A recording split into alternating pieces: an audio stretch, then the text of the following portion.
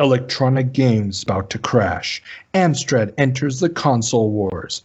And Pokemon single-handedly saves video games. These stories and many more on this episode of the Video Game Newsroom Time Machine. I've been waiting a long time for a chance to say this. Stop the presses. Requiescat in pace.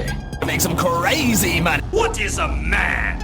It's me, Mario. What a mess. Get over here! Please save me.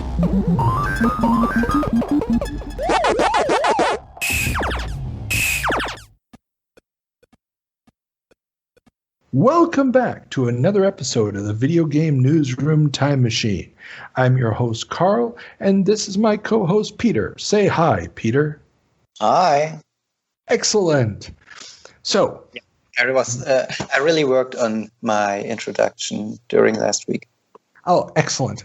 You were off on a team building exercise weekend for work or week for work. Well, I'd rather like to call it leadership building, but yeah. Yeah, okay. It was management gets to know each other over beers. Wine. Oh, wine. Even better. Yeah. Even better. We don't drink with the poor people. We drink wine. Yes.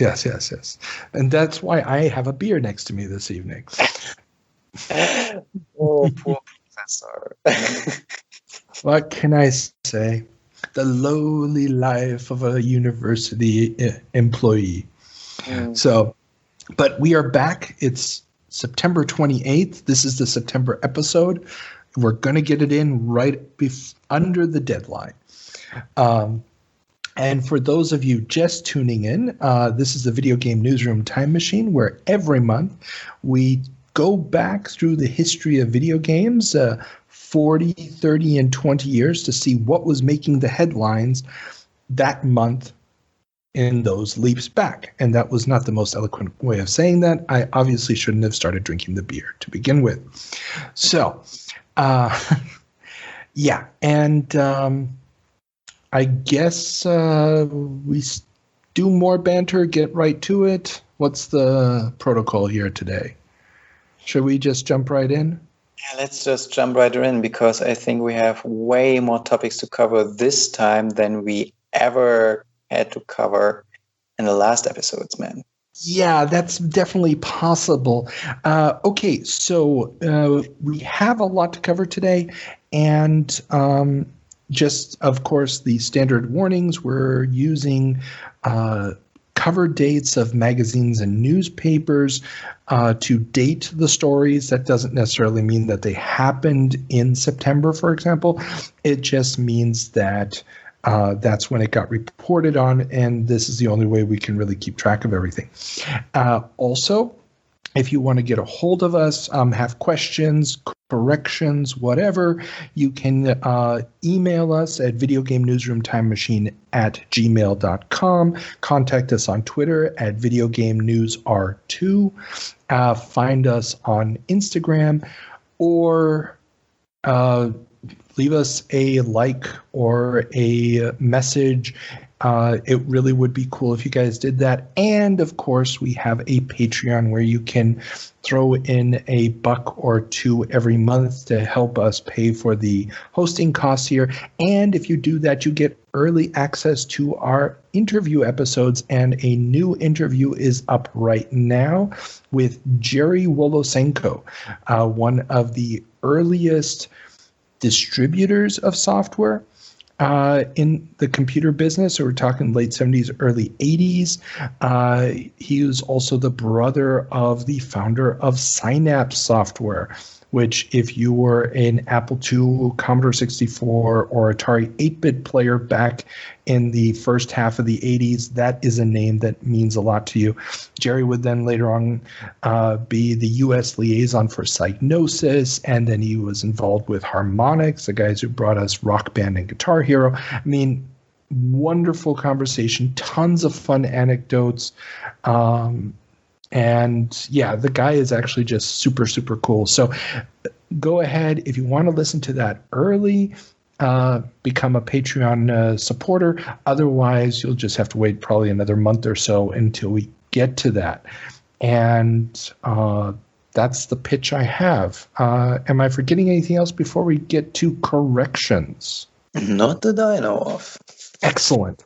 And so we have something new. The biggest corrector of the show is Ethan of the History of How We Play blog. And normally we talk about it over Discord, him and I.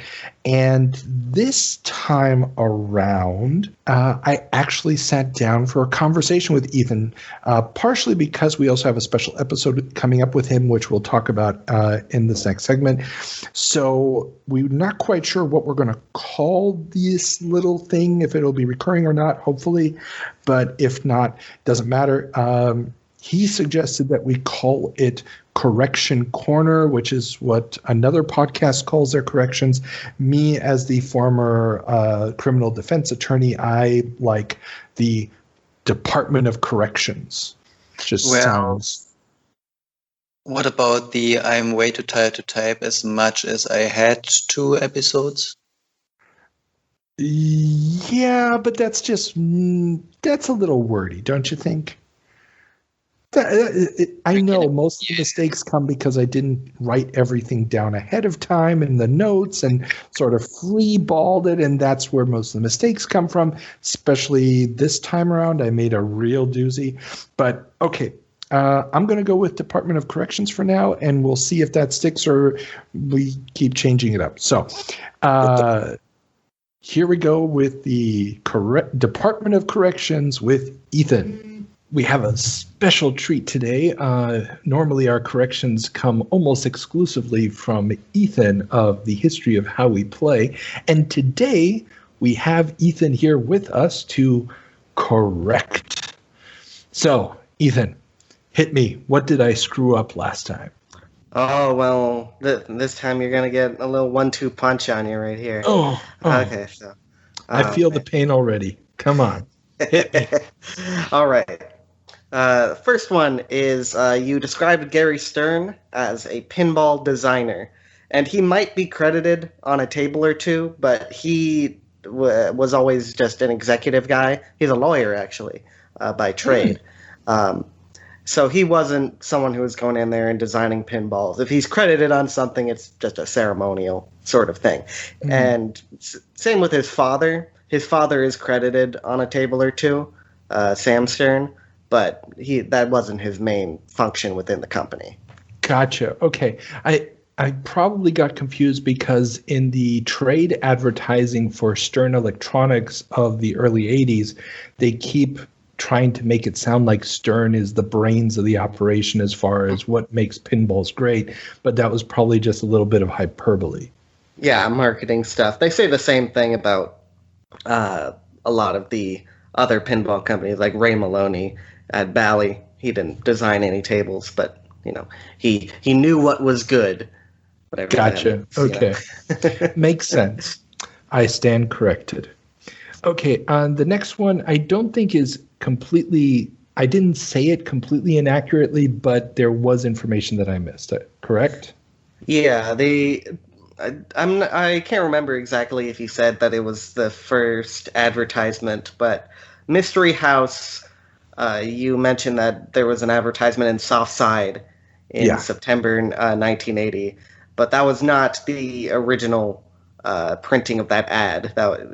It first debuted in Micro 80, which is kind of an obscure magazine, in May 1980, appropriately enough, I guess. Yeah. And so that's the very first ad that was taken out. And we actually know that because part of the very small collection of the Williams at the Strong is they clipped that out because this is their first ad. Awesome. And this was actually pointed out to me. I put a request on Gaming Alexandria's Discord about this shortly before we recorded, and I didn't see that Alex Smith of They Create Worlds actually posted a link to that ad literally the day we recorded that. Yeah. And I just didn't check it again to make sure. And yeah, I believe I said it was the first ad I had found for it.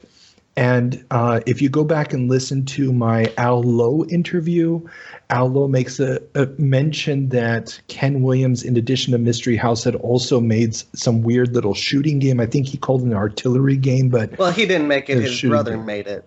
Oh, really? Okay, that I didn't know either. Yeah, and Al was just like, and it was terrible. He just remembers it from bumping into him at one of the computer fairs, and how it was just this terrible game that they never wanted to talk about again. That's why it never really shows up in any of the Sierra histories from that time. Now, there is a new book by Ken Williams that he just released about the history of Sierra. I haven't read it yet. I don't know if it's going to be in there. I think it's out. He's already doing press for it. And I need to get in touch with him because when I asked him for an interview about 6 months ago, he said he wasn't doing interviews, but apparently COVID and boredom has led him to finally write a book. So yeah, and he's been in a couple documentaries and interviews. It's out in October. Is what it's out in October. Okay. Yeah. So still perfect time to try to get him in front of a microphone. Okay. So, and this one is also one where I didn't have the history right, so please hit me. So in the episode you said, I mean, this isn't really incorrect, but it's one of these things where you say Nintendo didn't have its own distribution as an arcade company in 1980. And most arcade companies don't have their own distribution. They go through distributors or their own sort of thing. And Far East Video, which we talk a little bit about in the AMOA episode, which will be coming out soon. That'll be coming out next week, yes. Okay. Or 2 weeks from now. It's sometime in the first half of October. Right. Far East Video, they were a distributor, but they weren't like going around a huge area to distribute games. They were more of an agent for Nintendo. They were kind of fronting what Nintendo was doing because Nintendo wasn't really confident to go out there and get the distributors on board. So you'll see in the AMOA, there's a very nice picture of Ron Judy and Al Stone standing in front of a radar scope, basically fronting for Nintendo as an agent. Gotcha. Yeah, and they also get honored later on. Whenever Nintendo of America's history gets talked about, those names always get dropped. Mm-hmm. Yeah.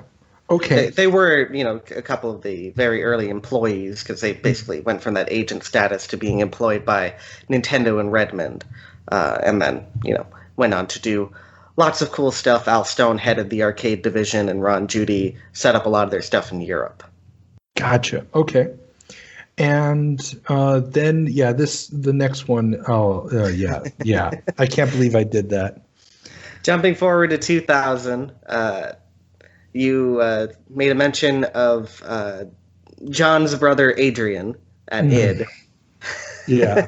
Yes, it is remarkable that both Adrian and John Carmack work together at the same company, but they are not related in any way. And you know what? I know this, and this is why I should not be recording the show at like 12:30 or 1 in the morning. I think by the time we got to the 2000s, it was close to 1 in the morning or past it. And I still can't believe I said that. That's just so bad. Okay. And here's one that I would maybe take umbrage or argue a little bit about, but go for it.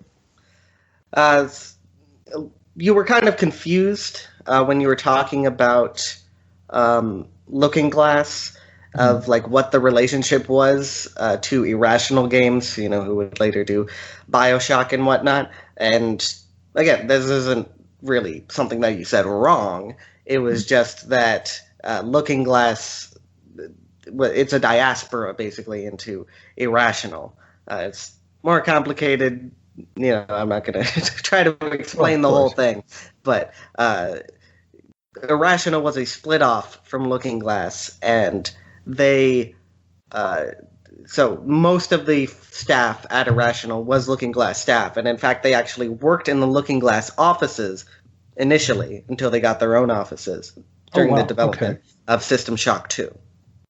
Okay. And so Irrational now, and I really don't have the whole timeline in my head, but Irrational gets credit for System Shock 2, or was that split off just during the period of development of System Shock 2? Yeah, they split off before they started working on System Shock 2. They were working on it in the Looking Glass offices. It was technically a co-development. Okay. Fewer Looking Glass people who were employed by Looking Glass worked on System Shock 2. Then, it's basically the entirety of Irrational was working on it. Gotcha. So, there's the staff crossover, and eventually, when Looking Glass shuts down, more people from Looking Glass go to Irrational. But, it was not just a coincidence. It was kind of how it came off when you were describing it. Now, was there a business reason for this split off and the sharing of resources? I mean, especially because System Shock was a Looking Glass IP, or probably not a Looking Glass IP. It was probably a IP. The IP was probably owned by the publisher at that point. I'm guessing. By EA. Or EA, yeah. I was going to say Origin, but yeah, EA. It was EA. Yeah, EA published the first and the second one, and then it got really complicated, and they couldn't re-release either of those games for a long time. I don't know the full thing behind that. Basically, Irrational split off because Looking Glass was having financial difficulties, and it wasn't necessarily that the three guys who formed Irrational had been fired, but they were feeling kind of disillusioned with stuff. It's really confusing because it's like, it's not, they could have kept with what they were doing. Ken Levine was working on Thief, and the other programmers were working on a Star Trek Voyager game, which got canceled out from under them.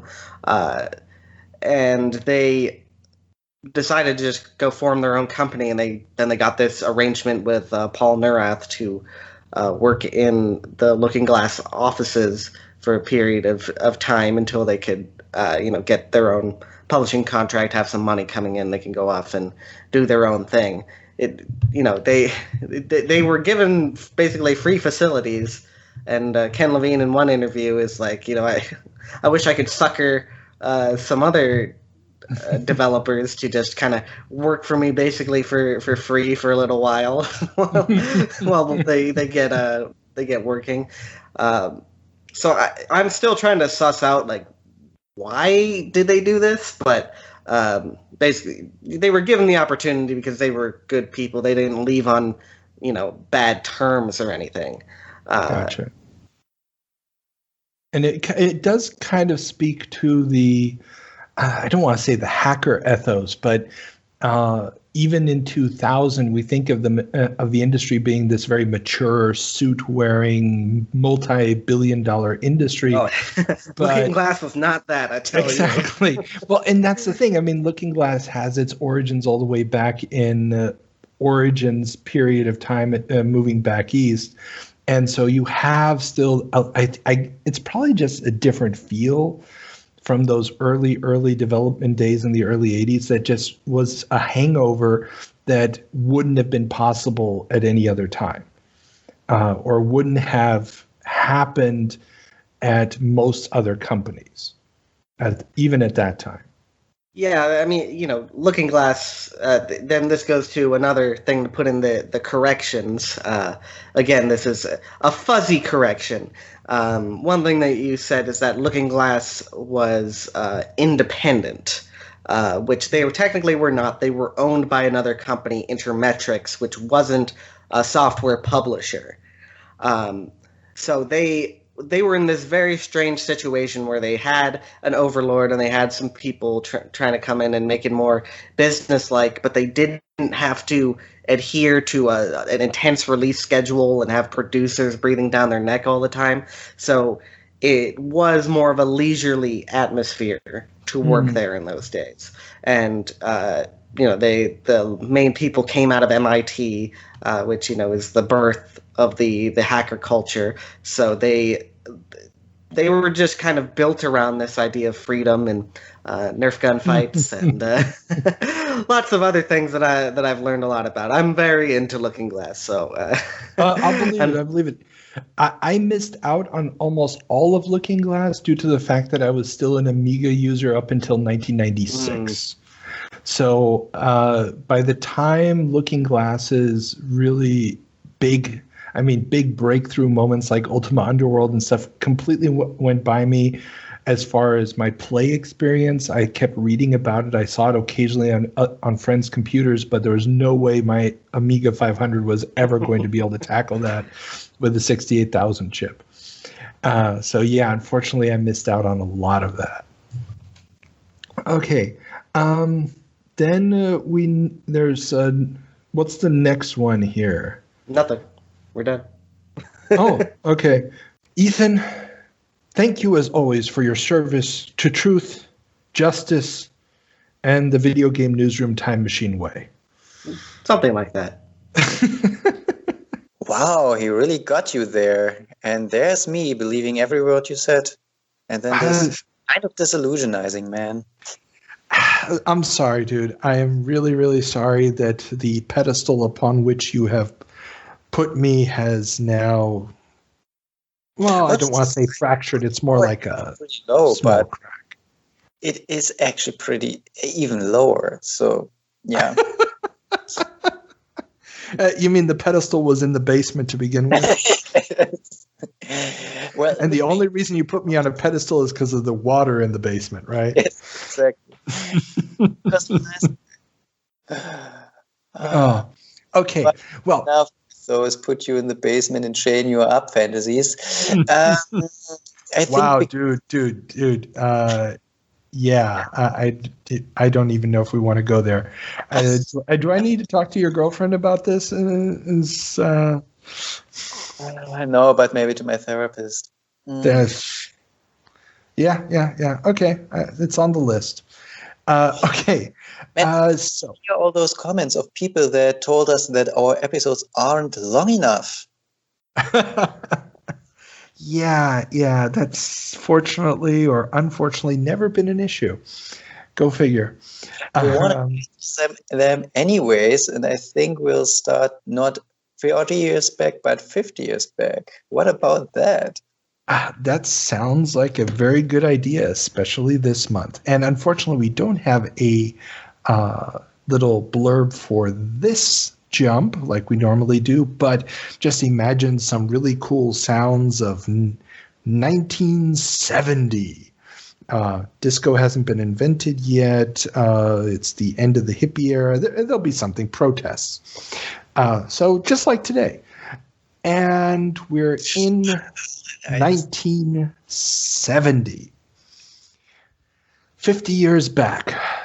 What's making the headlines? Well, IBM launches their first machine exclusively using semiconductor RAMs.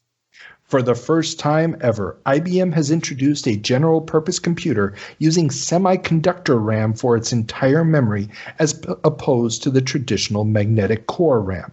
This will be the beginning of the end of magnetic core RAM, which dominated the industry since the 1950s. Magnetic cores could reach a density of 32 kilobits per cubic foot and had to be manufactured mostly by hand. The new semiconductor RAM will quickly eclipse it both in size, manufacturing ease, and capacity. So this was the moment when people who had computers thought, okay, I can throw them in the garbage. Well, I mean, it was still going to work, and magnetic RAM is still going to be produced for a little while longer. But, and we have links to this down in the show notes. These magnetic cores are essentially these giant slabs with little wires looped through them. And I'm oversimplifying, I know, but little wires looped through them, which can hold a magnetic charge long enough to act as random access memory for the CPU. And if any of these wires touch one another, basically you have 2 bits of data that are now lost. And the fact that you can only get 32 kilobits, okay, 8 bits to a byte, okay, per cubic foot. Now, imagine a cubic foot, and that's 32 kilobits, and that's the maximum density. Because if you start to make it any more dense than that, you're going to start having the charges jump between the copper wires. And suddenly you're reducing this down to a tiny little chip. And it completely changes the world because it means that your computers no longer have to take up rooms. They no longer have to consume massive amounts of power. And it's really going to be the death of the old school giant mainframe. And for those people living in the part of the world where you're actually using a usable system of measurement, the metric system, a cubic foot, you divide it by 35 and you have the value of cubic meters. So roughly speaking, it's going to be 30 cubic centimeters. Basically, yes. Yeah, 30 cubic centimeters, which is still big. So imagine your standard school ruler as a cube. Yeah. Which is huge. I mean, it made everything more difficult. Plus, they had to be made by hand. There had been several attempts to automate the production, and it never worked out. It was too detailed of a workload at that time for a machine to do. They didn't have the calculation power to do it. Exactly. It's basically because you didn't have a computer powerful enough to handle the robotics, you couldn't manufacture the RAM that was necessary for the computer. It's insane. Hold the computer that is able to calculate everything necessary to build itself. Is that dude, it is the beginning of Skynet right there. Awesome. Yeah. But okay. Yes. So that's a major technological breakthrough. Exactly. And talking about technological breakthroughs and not needing people anymore, the world's first chess competition between computers takes place in New York. The event was organized by Professor Monroe Newborn of Columbia University. The machine's performance was not quite Deep Blue levels, with serious errors occurring, but the competing chess programs were all hobby projects done during off hours. At least they said it was done during off hours. No, this really was. It was an interesting article. I found this in the New York Times, and Monroe Newborn, very famous for computer research, did a lot of work with chess programs and early AI stuff. And it's basically, they talk about how the mistakes made by the computers were super, super simple, low-end mistakes. But, and of course, the computers can't talk to one another. They're completely separate. And we're not talking about computers that somebody dismantled and brought to the tournament. Remember, the RAM-based computers, RAM chip-based computers don't exist yet. These guys were basically had the computers back at their universities. They're running the software. Some of them are phoning in the moves, then somebody's phoning back the responses, and then they're moving pieces on physical chessboards by hand. So, I mean, it's very, very early stuff. Yeah. But the fact that a computer is processing it, computer is getting the results and sending it back, and these is already a very, very interesting way of experiencing computers and really starting to push the limits of what an AI can do. And for game playing, I mean, what is the point of playing a game of Pac-Man, for example, if the ghosts don't react and so forth? So these are the beginnings of what will become the basis of computer game AI. So big moment.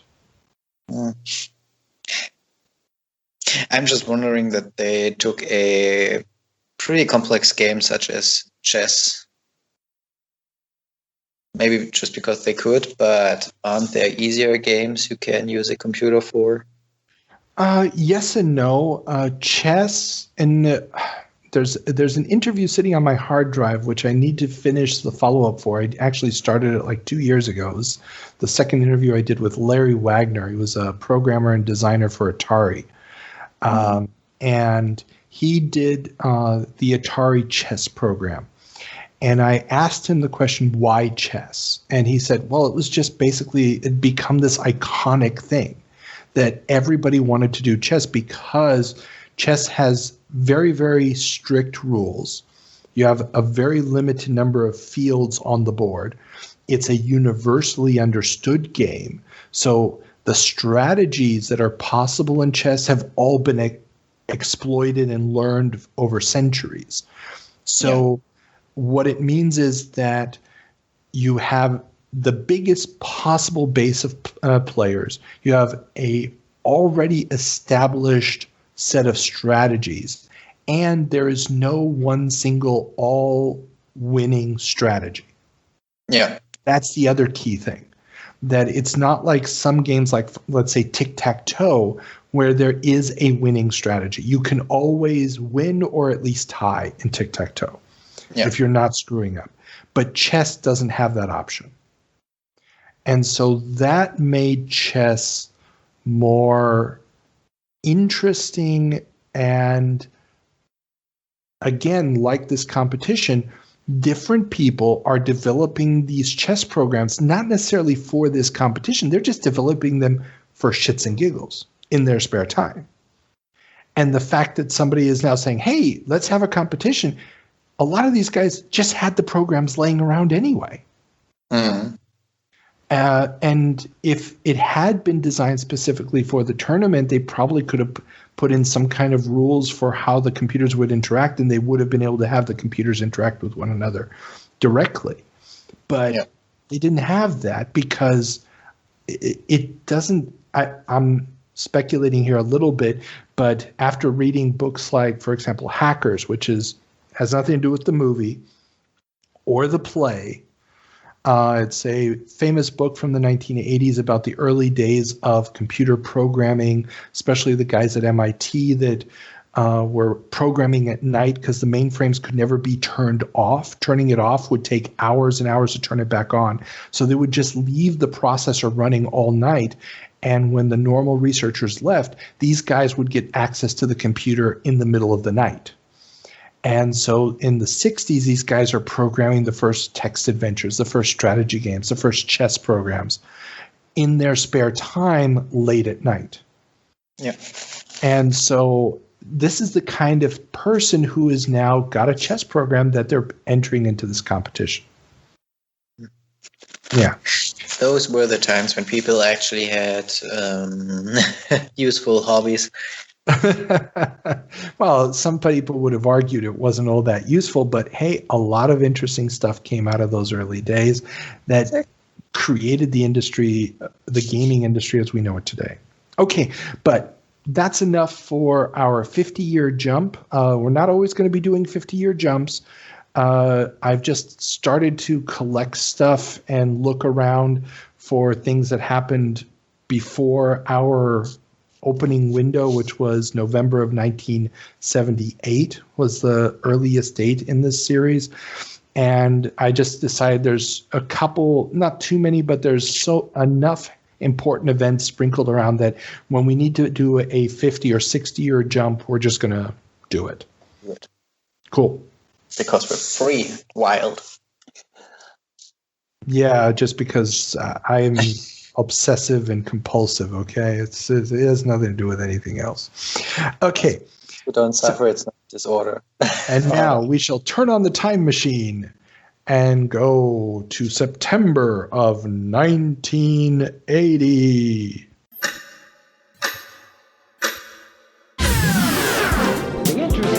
Personal computers that can swallow a book. 1980. Games people play. Welcome to September of 1980. Peter, what's our first story? Mattel announces test market for Intellivision keyboard. Fresno, California will again be the Intellivision test market. The long-delayed computer component for the Intellivision will be test marketed there in the fall of 1980, with national distribution to happen in 1981. The nationwide launch would never happen, with a limited release in Seattle and New Orleans occurring in 81.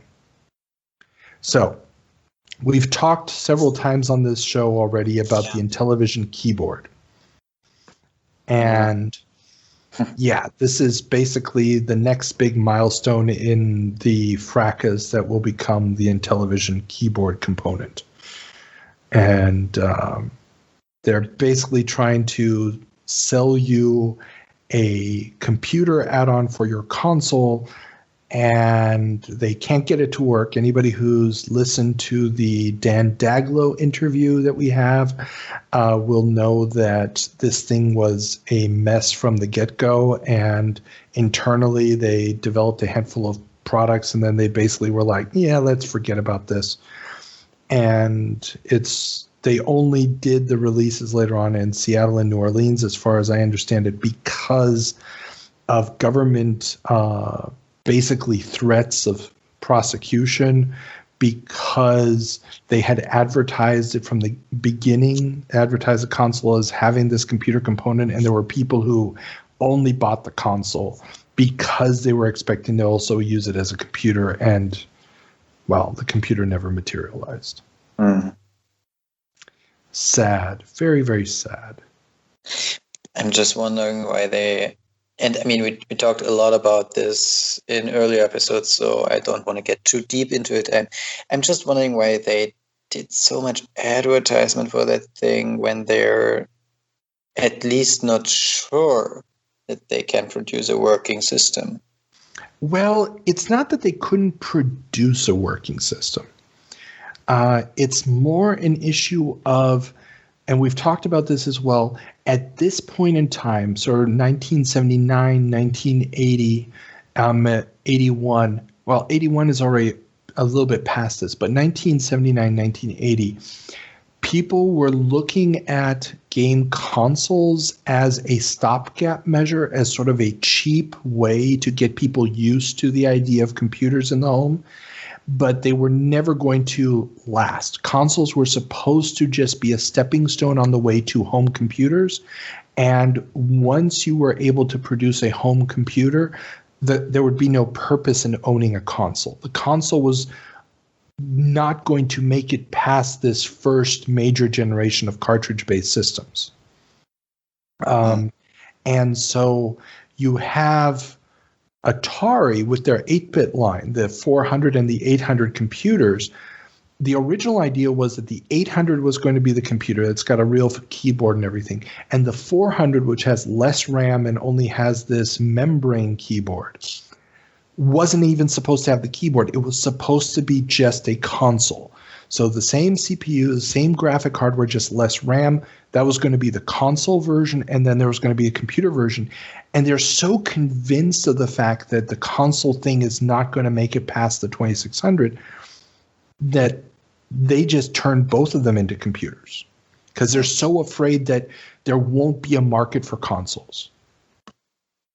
And Mattel is launching a console in this market where they think we need to also launch a computer. So they're like, well, let's add the computer component. And it'll be an upgrade proposition. The only problem is that the Intellivision has a 16-bit processor. So it's literally a decade ahead of its time. Yeah. But the keyboard component has an 8-bit processor that isn't even compatible. Somehow the engineers messed this up. I'm not quite sure of all the technical details. I'd love to get somebody who's a really real connoisseur of the Intellivision hardware on to give us a bit more detail on this. My gut feeling, and this is really just a gut feeling, is that once you connected the console to the keyboard component and you had to add controller chips for a cassette drive to store programs on, and the keyboard layout itself for inputs, that there was such a delay that direct access to the 16-bit CPU just wasn't going to happen. That, yeah, you could send the signals from the keyboard component, which was a standalone computer, into the console and use the console's video hardware to get a signal out, but you weren't going to be able to, in any significant way, take advantage of the CPU because the Intellivision itself doesn't have enough memory to do anything significant. So let's say you type out a program on the keyboard component. Once you send it through whatever bus and connection bus that they had between the keyboard and the console, it was going to be too slow to use the RAM in the keyboard with the CPU. And there wasn't going to be enough RAM on the CPU to be able to write any program of significance. That's my guess. But it's like a major design flaw. A major design flaw, an idea that was trying to appease two markets with one product. And as history has told us, as hindsight has told us, consoles and home computers are two very different markets, two very different price ranges, two very different hardware requirements. And there's a reason why those two markets still today are very distinct markets, with the software available for them being, I mean, there's some crossover, obviously, but the software is very different. The technological requirements on behalf of the user are different. The way that they're used and consumed is different. The expectations for hardware is different. So, yeah, I mean, they're just thinking that a console is a spec down computer. And it's not. And again, I'll make another reference. If you listen to our Michael Katz interview, when he talks about Jack Tramiel, and he's working for them during the Atari Lynx build up to the Jaguar era, Tramiel still sort of has that idea in the back of his mind that, you know, you can have a budget computer and at the same time have it be this awesome console because computers are more powerful than consoles. And the reality is that's not the way it works. In some respects, like video capabilities, the consoles are usually ahead of the computers. Now, the computers typically catch up fairly quickly, but when a new console comes out, it usually blows all of the computers out there out of the water. I mean, think original PlayStation, think Super Nintendo. Well, especially when you consider the what you get for the price ratio. Well, that too, yes. But just think about it. I mean, which computer on the market could do proper Mode 7 in 1990 when the Super Nintendo hits Japan? Right. But I think this is true only for the past. For the recent generations, I think the computers can do way more than a console can. No, but not at launch. Not at launch. Not at launch. For example, I mean, yeah, you can always buy the hardware at exorbitant prices. Yes. But when you think about it, for example, your standard PC that you're going to buy in a store come November is not going to be as powerful. You will not find an off-the-shelf PC that is going to be as powerful as either the new Xbox or the PlayStation. Are we at 5? Well, maybe not in MediaMarkt, but there are some some online stores that are specializing in gaming PCs, and they have, like I said, off the shelf, what the normal consumer would have access to. And they're not going to have it. It makes you a normal Yeah, okay. I see what you mean, but... Yeah, of course. I mean, well, you can also buy it. Back in these days, let's say 1980, you could have bought a Cray computer for a few $1 million, and it would have done awesome graphics. But yeah, and this is why I said for the price of a console, you don't get a computer that is even remotely equivalent. Exactly. And that's the deal. But then again, you wait 6 to 12 months, and the PC, the upgradable IBM PC, has caught up. Yeah. And that is the difference. And by then, you've got probably the first, or you're almost on the way to the first price cut on the console. So it's just the fact that they have separated into two markets is something that in September of 1980 is not clear yet. But we do know from Don Daglow that by September of 1980, Mattel knows this thing is not going to work. Do you know what Mattel also is concerned about? I'm not sure, but I'm sure you're going to tell me. I'm sure I'm going to tell you. Mattel wants shareholders that competitors may start dumping game inventory. In a report to shareholders, Mattel warns that some of the more than 40 companies competing with them in the electronic game market may start dumping game inventories, impacting their future results.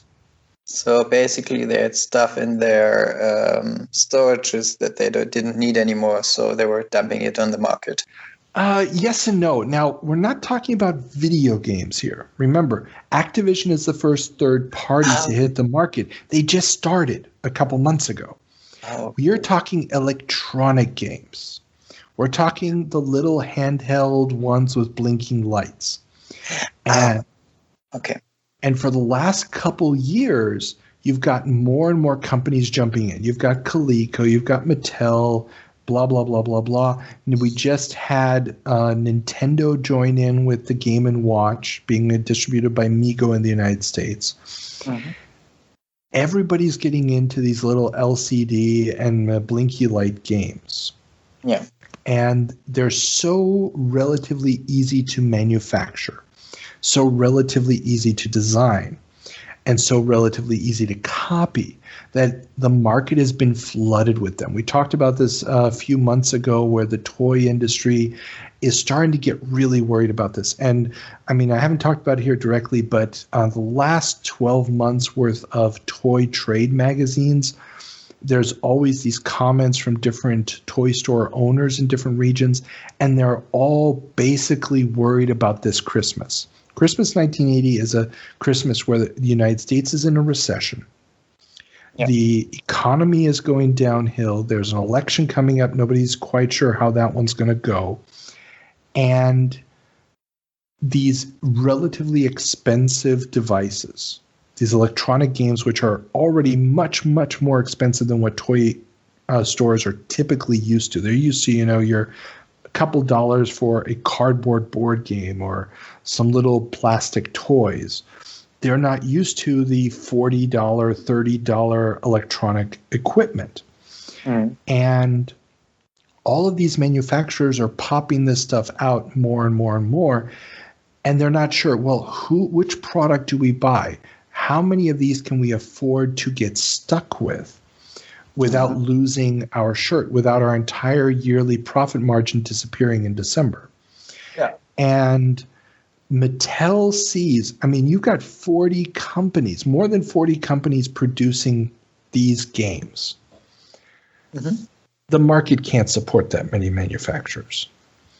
And they're afraid that they're going to start dumping the product, just throwing it out on the market at super low prices. And that is going to then end up with the consumer walking into the store saying, well, I could buy Mattel Electronic Football 2 for, and I'm just going to invent a number here, $30 or $20 probably back then. Or I could buy knockoff electronic football for $5. Yeah. Which one do I buy? Oh, I'm going to pick up the one for $5 in the bargain bin. Now, the one for $5 is probably not going to be nearly as complex. It's not going to be nearly as fun. You're going to get bored of it in no time. But you only spent $5. But at the same time, you now have this thing like, oh, electronic games are kind of boring. So you may actually attribute this bad experience to the entire category. And this could really impact the shareholder price come December. And this is just because grandma didn't know the difference. It's because grandma didn't know the difference. But in many ways, and when I read this, I was like, this could be a shareholder warning report from 1983. Yeah. 1983 is the big crash when there's hundreds of manufacturers of Atari 2600 games and Intellivision games and ColecoVision games and VIC-20 games and so forth, all dumping product because there's no licensing fees. Anybody can make these games, to the point where the consumer has no way of knowing what's a quality product.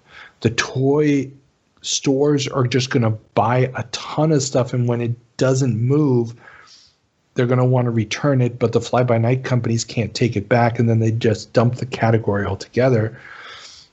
This is essentially a warning of a behavior pattern. Mattel knows the toy industry. They know that if the toy industry thinks something is a fad that is past, they dump it. They get out of the category because they think the fad is past. They're basically warning their shareholders this could happen to electronic games. The fact that it's going to happen to console games in just a couple of years is a weird parallel and sort of like a warning that nobody is going to heed. Do you know how you call this behavior pattern nowadays? What's the technical term in economics? Not in economics. Early access.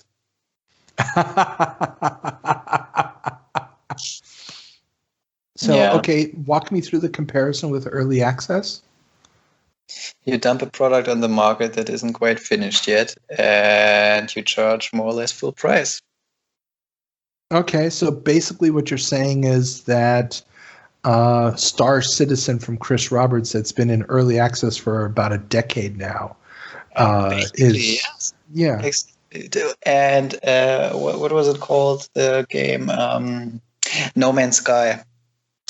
No Man's Sky, but that wasn't early access. They actually launched that, didn't they? Yeah, this is exactly. They didn't call it early access. Had they called it early access, I think they wouldn't have gotten shitstorm. Well, the other one was also Goddess, which was Peter Molyneux's Populous remake that was god awful and never took off, and it's still, I think they did release some kind of really broken version of it, so it's no longer officially in early access. But because they didn't want to keep working on it. But when you scroll through Steam, you see so many games in early access right now. It's the consoles; those things usually are solved by a day 1 to whenever patch. Yeah, I think the behavior pattern didn't really change. It's just the technology changed. Yeah, and the marketing strategy. It's the if it is relatively easy to put a knockoff on the market, people will do that. But I don't really like the analogy to early access, just because we're not necessarily talking about knockoffs there. There we're just talking about products that are so ambitious. Usually it's because the teams that are building them are not capable or don't have the resources necessary to really get the product done in a professional way, or are led by people who are not able to get through those organizational barriers. All right. If you focus on the knockoff property, yes, you're totally right. Yeah, and that's really the problem here. It's the knockoffs. It's these cheap knockoffs of existing titles that are flooding the market. Because once you figured out the basic circuitry of one of these things, it's not hard for an engineer to pop one of these out in an afternoon from a design standpoint. And so you have much higher, more complex games coming, especially from Mattel and Coleco, that are far, far more fun and more entertaining and more engaging than the knockoffs, but they come at a proper price.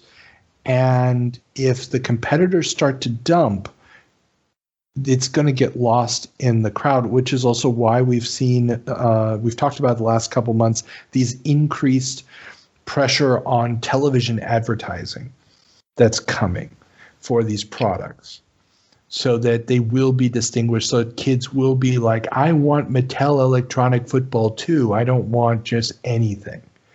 Yeah. And we'll see how it comes out in the wash in the post-Christmas season. All right. Yeah. Until then, let's move on. Exactly. Yes. Pizza Time Theater loses first round to Topeka in management. Pizza Time, a.k.a. Chuck E. Cheese, attempted to get a preliminary injunction against Topeka Inn, a.k.a. Showbiz Pizza. We talked about this suit back in May. Now, the denial of the preliminary injunction means that Showbiz can continue to operate and expand its business while the case proceeds, creating a powerful rival to Nolan Bushnell's Upstart franchise. So, do you remember what the case was about back in May? Wasn't it that Topeka in management was a franchisee or something from Pizza Time and then just went their own way with all the assets? Something like that? Exactly. So they basically had originally... Oh, you're good. They had originally contracted to be a franchisee of Chuck E. Cheese, of Showtime, and of Pizza Time, and then they just decided, you know what, we can do this ourselves, we can do it better. And this preliminary injunction was really going to be their ace in the hole to stop Showbiz from even getting into the business.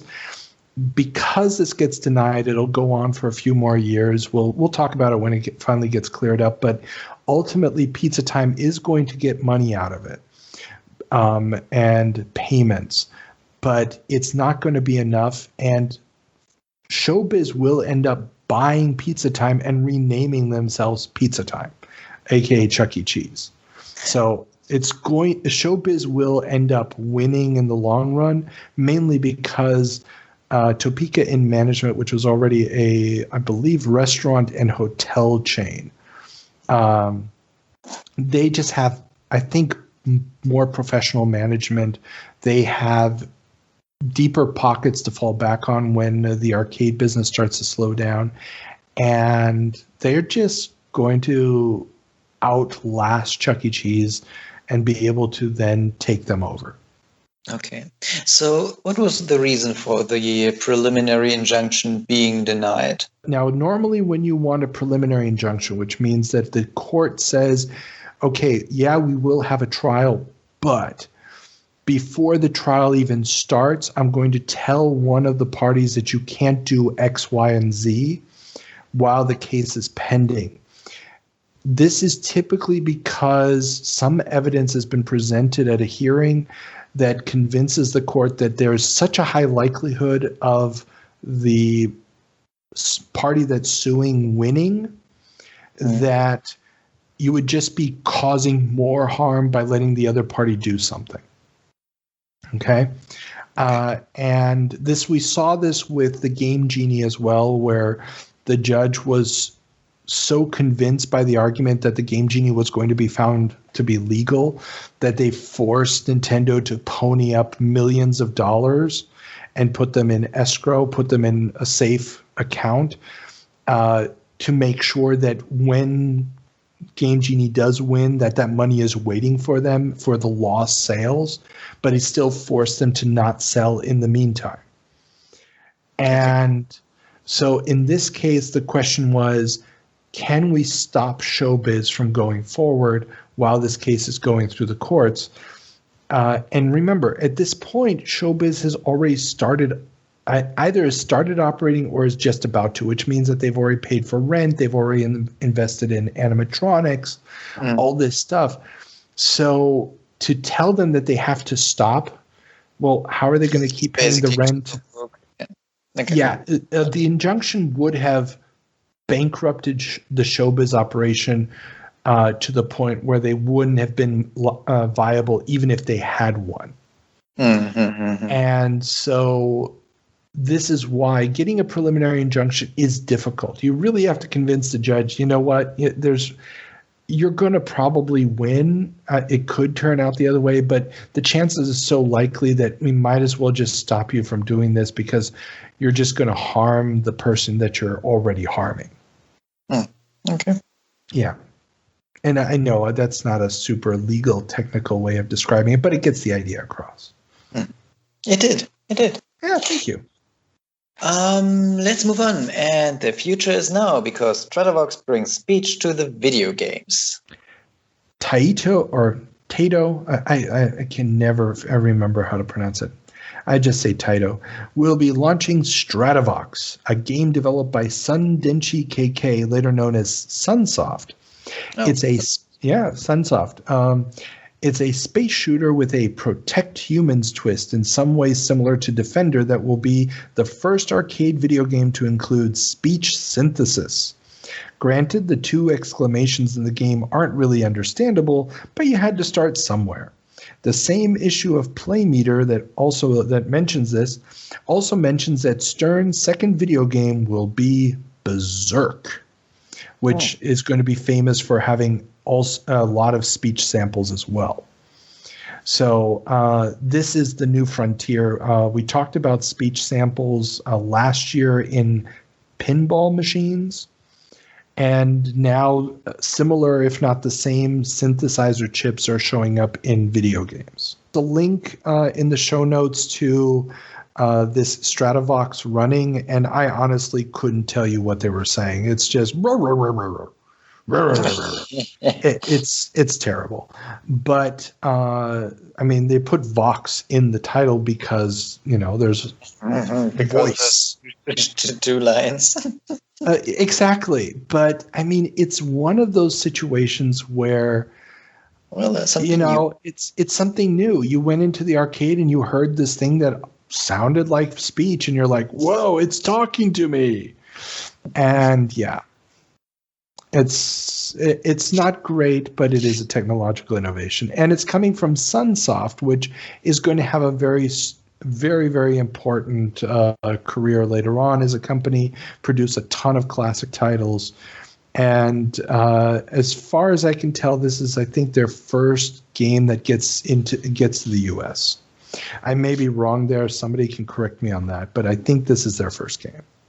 So why did they synthesize the speech? Why didn't they just record it? If it's just those 2 exclamations that are barely understood being synthesized, the problem is that the only other option would be to record it on tape. Yeah. Oh, okay. And you have to forward and reverse the tape. In an arcade setting where you're getting hundreds of plays a day, that's not going to last very long. Okay. That tape is going to wear out really, really fast. Yeah, okay. Yeah. Got it. And as far as I remember, granted, again, it's been like a month since I did the research on this. The voices are playing when the humans are interacted with. So it's like there's one voice for a human getting caught, and there's another one for when you save a human.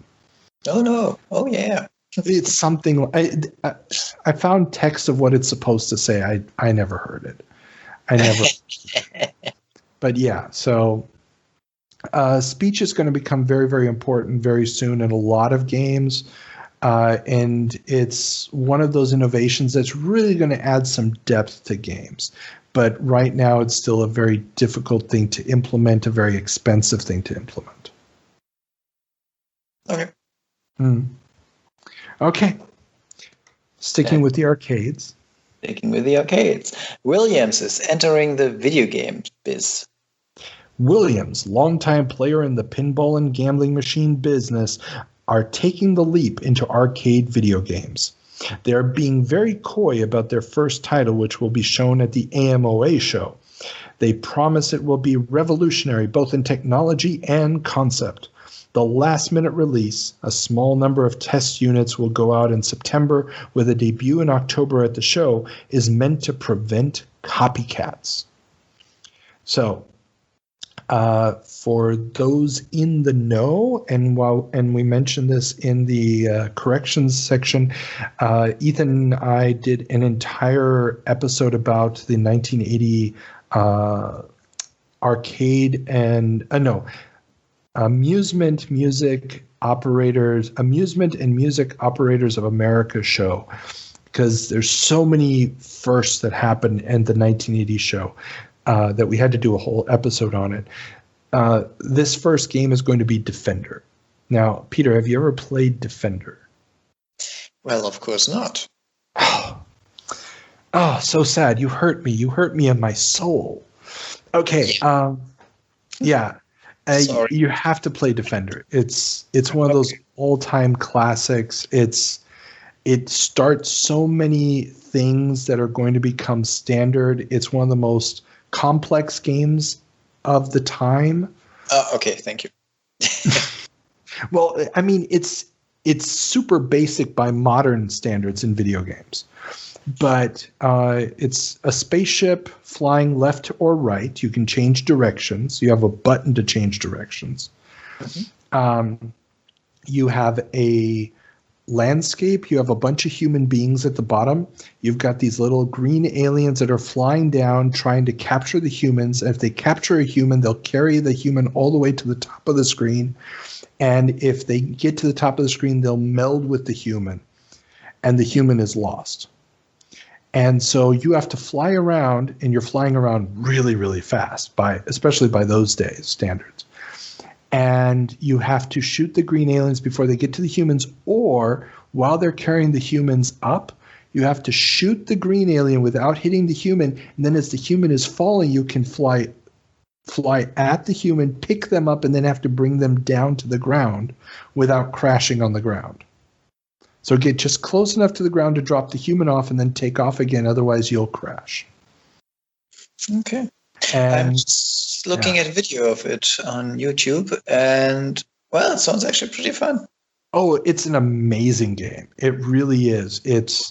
And then, of course, it gets a little more complicated. There's different types of ships that pop up later on. And I just saw you can accidentally shoot the human. Yeah. And if you run out of humans, that's a problem. Yeah, no. You can accidentally kill the humans. Okay. Yeah. I mean, the first time I ever played the game, first thing I did was I flew down and just killed all the humans because I thought, well, they're there for a reason. Yeah, that was the wrong thing to do. I didn't recognize them as humans. I was playing the Commodore 64 version. Before that, I played... There's a handheld version. Have you seen Guardians of the Galaxy 2? Yeah, we saw it together, didn't we? Yeah, we saw it together. Yeah. You know, Groot, the teenage Groot, is playing a game the whole time, a little old. That's the early 1980s handheld version of Defender. Oh, really? Yeah. Okay. A buddy of mine had that. I used to play it for hours. I used to kill batteries on that thing like it was going out of style. So no, I definitely recommend if you play nothing else, try Defender. It's a ton of fun. Well, it looks pretty complicated. I mean, simple from the setup, but pretty complicated because it's also incredibly fast. Oh yes. With those old games, you're chronically underpowered. Yes, and it had the innovation that you had the radar at the top. Yeah. So you could actually figure out where you needed to be. You know, you could see, there's the 3 screens further to the right, and the world loops. So when you get to all the way to the left, basically you come back around on the other side. So there's a finite area. So it's not like, I passed the guy, that's it. You have to keep going back and forth, left and right, or just do the whole loop in order to save all the humans. Yeah. and you can see, 3 screens further down, there's a human being pulled up, and then some little other alien will get in your way, and it goes crazy. I fortunately played on the C64, where it was joystick control. It was a little bit more traditional shooter. But yeah, I've tried playing it. I think I played it once in the arcade. It was a nightmare. I got nowhere fast. But but it's adding that extra level of complexity. There's something else happening. And it's really going to start upping the ante of the nature of the games, the complexity of the games. That it's not just enough to have a bunch of aliens that you have to shoot down. There's going to be more and more to keep in mind, to keep track of. And that's really one of the things that's going to differentiate the 1980 show. It's all about figuring out new stuff. And the fact that they're waiting until the last second to release it, because they're worried that if they show it at the show and then wait 3 months, that's all the time copycatters will need to make bootleg versions of the game. Mm-hmm. So they need to get it out fast, and it's going to also create this pattern of faster and faster releases, because the amount of time that the games stay relevant is going to get shorter and shorter. Okay. Yeah. Fun stuff. Yeah. Okay. This is actually a game that I would play. If you want to, I'll make sure you get a copy of it. Is it legal? Moving on. Okay, yes, please. Computer magazines report from summer CES. While computers still make up a small portion of the Consumer Electronics Show, there's no denying that their presence is growing. Many already released machines, such as the TI-99-4, Imagination Machine, Ohio Scientific Line, HP 85, and Atari 400 and 800, have been discussed on the show in the past. Some new contenders have also shown up, not least of which is Clive Sinclair's ZX80, at $199, fully assembled with 1 kilobyte of RAM and 4 kilobyte built-in BASIC, and the ability to connect directly to a TV. This is a definite low-end contender. While Panasonic's HHC, a portable computer at $400, was quite an innovative device. Define portable. Well, yeah, it's actually quite portable.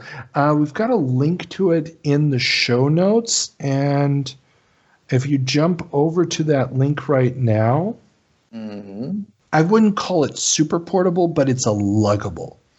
And the important thing is that it has a printer built in, a tiny little printer, has a monitor built in, and a full keyboard, and a tiny little monitor. But what it means is that you take this one device with you, and when you set it up and plug it in, you can work. And that is innovative for this time period, because even the most basic computers at this point, remember, this is all before the IBM PC comes out. You've got if you're using an Apple II, for example, you've got the keyboard, which also houses the computer. You've got a bunch of cables to connect peripherals like a joystick or whatever. You've got a monitor that you're either going to use a monitor or a TV, so you're going to have extra cables for that. Lugging this thing around is a pain in the ass. Having everything integrated into one unit, even if that unit is super heavy, because remember, these are still CRTs. This is not a flat screen LCD display. This thing is going to weigh it's going to weigh. Okay. There's just no way around it. But it is going to get the job done. Exactly. Making home office possible. Basically, yes. And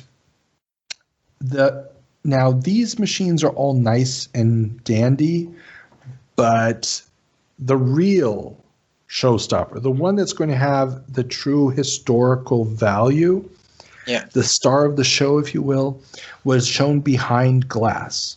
The VIC from Commodore, still sporting a PET-style keyboard and rumored to be powered by a 6502 CPU and 4 kilobytes of RAM. This $400 machine should be a contender in the low end of the market, differentiating it from companies like Apple that are clearly not going to fall below $1,000. Now, the VIC, as it will be later known, I believe it's the VIC 1010 or 1001 in Japan, where it's going to be launched first. Then shortly thereafter, it'll be the VIC 20 in North America. And then when it hits Europe, it'll either be the VIC 20 or in Germany, the VC 20. For obvious reasons, they didn't want it to be called a VIC in German, because that would be too close to, well, FIC. And they did not want people giving it that moniker. Instead, it was they nicknamed it the Volkscomputer. It even became the first computer sold in Aldi stores in the 1980s. But the VIC is, in many ways, a forerunner to the Commodore 64. It gets its name from the video chip that Commodore had developed. Originally, I believe they wanted it to be a low-end or cheap arcade game video chip. That never really took off. There wasn't really any buyers for it for that. But it is going to let them have a truly color computer at a very low price using a very well-known CPU, the 6502. And the VIC is going to go on to become the first computer to sell 1 million units, years and years before Apple does it. And it's going to do it within 2 years. It's going to do it fast. And the body, the ultimate keyboard body of the VIC is going to be reused later on for the Commodore 64, only in slightly different colors with a different nameplate. And this machine is really the one that's going to make home computers possible, or at least widely accepted. And we'll get more into it when that time comes. It's also going to be the moment when Jack Tramiel basically messes up his reputation with computer dealers for all times by screwing them over, and after selling them early stock of the VIC at a relatively high price, then goes to the mass retailers and essentially dumps it with the mass retailers. But it's the first time you're going to be able to buy a computer in a normal department store setting, like a Sears or a Fred Meyers or something like that. And that changes it. Do you think he did this on purpose, or do you think that this was just a chance upcoming? It was like, yeah, I'm going to take it. I go for the big retailers as well. He's famous for apparently saying business is war. And I think that what happened, and we talked about this back a year or two ago, we talked about how Jack Tramiel had already once in the late 70s tried to buy a retail chain. At a time when computers were literally only being sold by small mom and pop computer stores or the first few computer retailers like Computerland, he was already thinking, we need something bigger, we need something more widely distributed. I mean, the closest thing to wide distribution, and it's not even close, it is wide distribution, is Radio Shack. The Tandy's Radio Shack selling Tandy computers, the Trash 80 line. But those are still specialty stores for specialty products. It's not a place that's also selling dresses and selling toys and whatever else. And Jack is going to see an opportunity here. He's going to see that a lot of these mass retailers are already selling video games.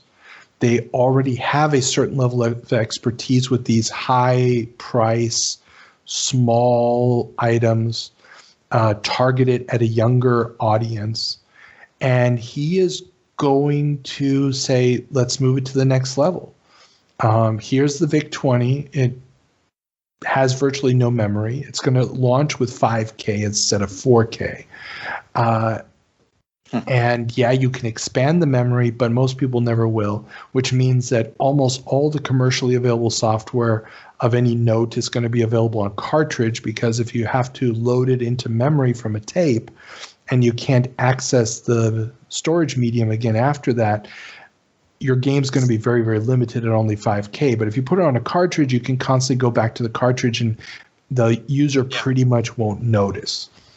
So yeah, it's going to feel like a computer, it's going to act like a console, and it's going to be cheap enough that the mass retailer can see a profit margin on it.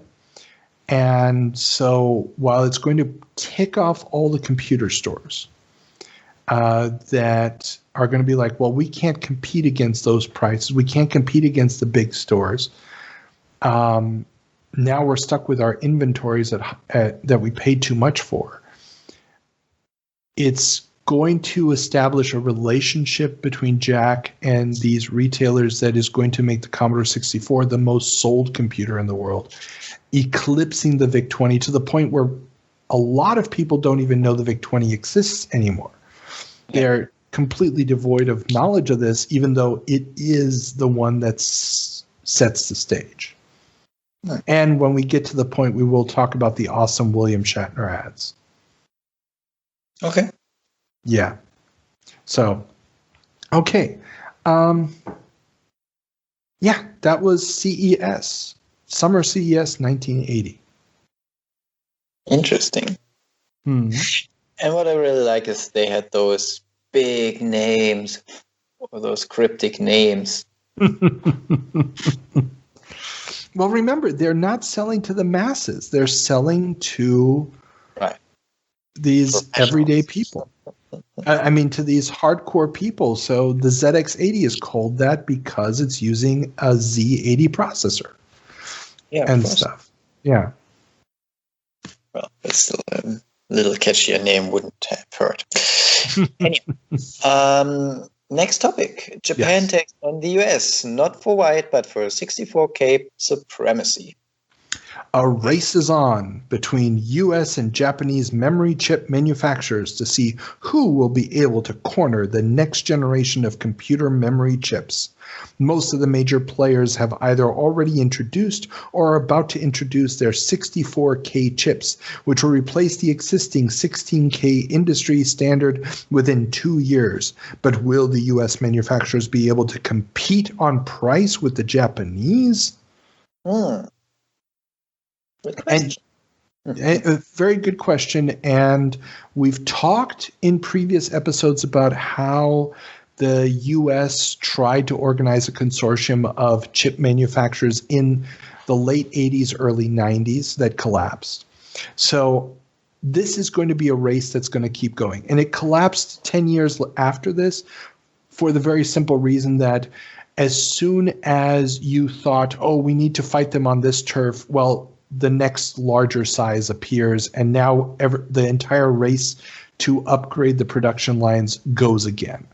So it doesn't matter who's producing the 64K chips because the 128K chips are just around the corner. Then the 256, then the 512, then the 1 meg, and so on and so forth. And so here, this was a nice parallel to that story about the consortium from a few months ago in 1990, just because we see that it's not a news story. It's 10 years after this, they're still going to be worried about this. Just wait until the Koreans come in the mid-90s and basically kick both the United States and Japan out of this market with their super, super cheap manufacturing. It's really just going to become a non-issue of who's making this and how big and how fast. The fun thing is here that we're 10 years after the introduction of the first computer with nothing but chip memory. And we're now at 64K in one small chip. How much was the maximum you could get in a square foot back 10 years earlier? Not much. Pop quiz. Come on. We just talked about it 20 minutes ago. Exactly, 32. So half that much was the maximum you could get on a square foot. We're now talking about a chip basically that is less than a section of your finger, and it's going to be 64K. It's just ludicrous. It's absolutely ludicrous how fast this is going. It's Moore's law to the 10th power through the technological innovation. Dude, my cell phone is more powerful than the computer that I had 2000. We'll talk about it. It has a certain operating system. We're going to get there. Yeah. Oh, we will get there. Okay, but we are not done with 1980 yet. Not yet, because Soft Talk launches. That's right. One of the more influential publications in the early days of microcomputers, Soft Talk, dedicated to the Apple II, would only run until 1984, but its format would be important as it concentrated on one machine and spoke to the users not as business people or developers, but just as enthusiasts. It's pretty great, but what does Soft Talk actually do?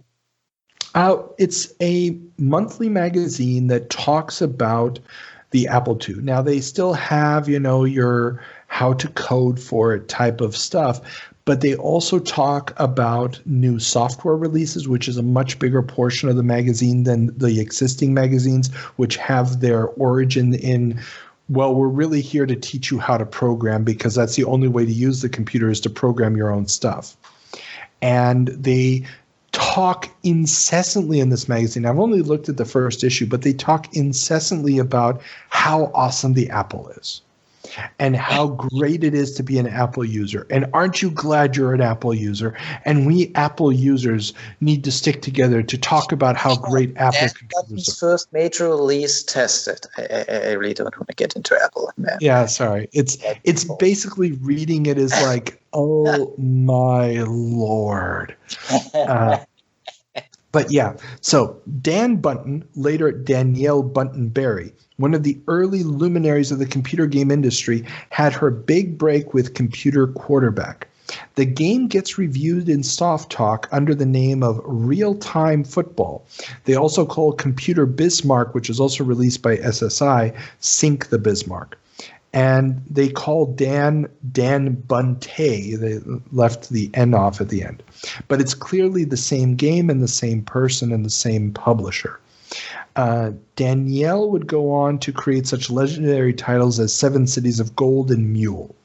Now, for those of you not in the know, Danielle Buntonberry, absolutely genius game designer, just saw things, patterns, and how to balance out games in a way that other people wouldn't figure out for years to come. And we talked about her beginnings way back when I did my interview with the founder of SSI, Joel Billings. He talked quite extensively about getting contacted by Danielle Bunton about the first game that was sent in was Computer Quarterback, that he published it, how EA then essentially stole the designer away, and that's why Mule appears at Electronic Arts. But yeah, so go back. It's really, really interesting to hear his memories of that. Fortunately, Danielle did pass away several years ago, not with us anymore. But yeah, so this is a momentous first test of a program that in many ways is innovative because it is a real-time football game. Most of the games that have been released so far, especially sports titles, had been turn-based or statistical just because animating the characters, getting them moving around just wasn't something that the computers of the time could pull off. Mm. Okay. Yeah. Fascinating. Sadly, I'm not into sports games, so whatever. Yeah, but we really should try a round of Mule. It's up to 4 players playing simultaneously strategy resource management. Okay.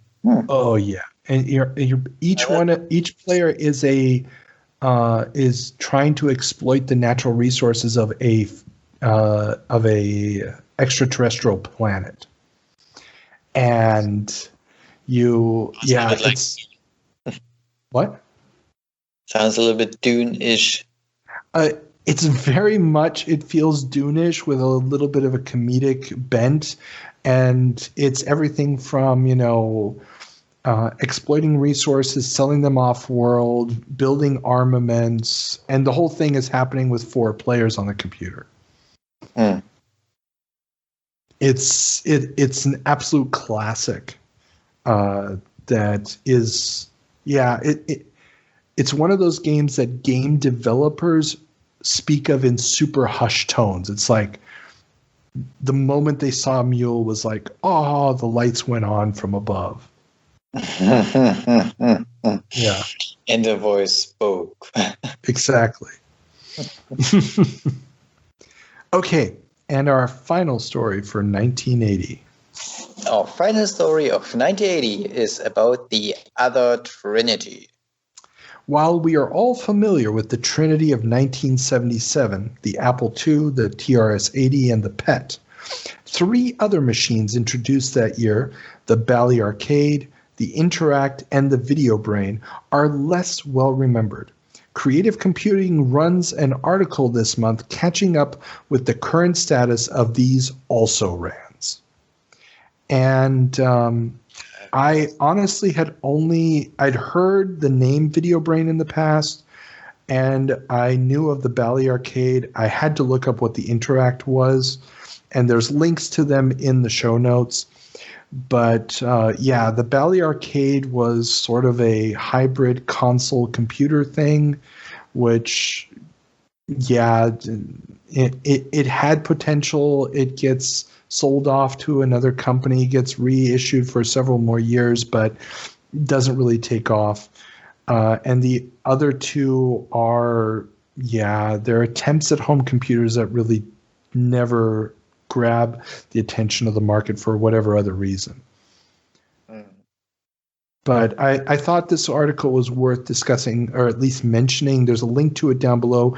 I do recommend reading it because it is an interesting alternative history, because it's easy to forget that there were so many machines being launched, all non-compatible with one another around that time. And the fact that we talk about the Trinity as if that was it. Those were the 3 machines of that year. Well, those were 3 machines released, I believe, at the same CES, but it's not the only 3 machines. And I may actually be wrong. I may have been West Coast Computer Fair. I've got to look that up again. But either way, they're not the only machines from that year, and there's a lot of also-rans, and those also-rans could have been one of the 3 in the Trinity. It was always a possibility that they could have also caught on, and just something was missing from the mix to leave them out. Yeah. Okay. Sure. Anyhow. Yeah, I mean, these are not computers that you would probably want to use today for anything real, but little stepping stones on the way. Oh, yeah. Okay. That finishes our jump to September of 1980. Let's turn on the time machine and head out to September 1990. Today we have a ton of tips for some of the hottest people around. Mario Brothers 3. You can't do that on an 8-bit system. Welcome to September of 1990. Peter, what's our first story? Computer games are coming to TV. With cross-media proliferation in full swing, it's no surprise that Broderbund's Carmen Sandiego and LucasArts' Maniac Mansion have been picked up for development as TV shows. Now, wait, I think I know Carmen Sandiego as TV show. Oh, there's been several Carmen Sandiego TV shows. There was the quiz show. There were cartoons. I mean, yeah. Which one? The cartoon, which the cartoon was developed by Netflix in 2019. That's the newest version. Yeah, but there's been several over the years. Okay, maybe there's an older one because the character somehow tells me something, but I'm not entirely sure that I've seen the show. Oh, have you ever played any of the games? No. So You've never played Where in the World is Carmen Sandiego? Where in Europe? Where in Time? Okay, they were edutainment titles, and the idea was that the player is part of a investigative unit, some kind of police force or whatever, and you're trying to capture the Carmen Sandiego band. So she's always got a gang of crooks, and they are stealing stuff. So, for example, the first game is Where in the World is Carmen Sandiego? So they're stealing stuff from around the world. You know, it's like, ooh, somebody stole the pyramids, or somebody stole the Great Wall of China, or somebody stole the Mona Lisa, or whatever. And so you start off in the location, in the country where that famous thing is. So they stole the pyramids, you start out in Egypt. And so you'll have a limited number of turns to be able to capture the villain. And the idea here is that you will ask around town. There'll be usually 3 locations, like a store, an embassy, or something. And when you talk to the people there, each one will give you a little hint. They'll either tell you something about the looks of the appearance of the crook. So let's say she's got 20 henchmen or 15 or whatever. There'll be like 3 people who have mustaches. Okay, so now you know this guy's got a mustache.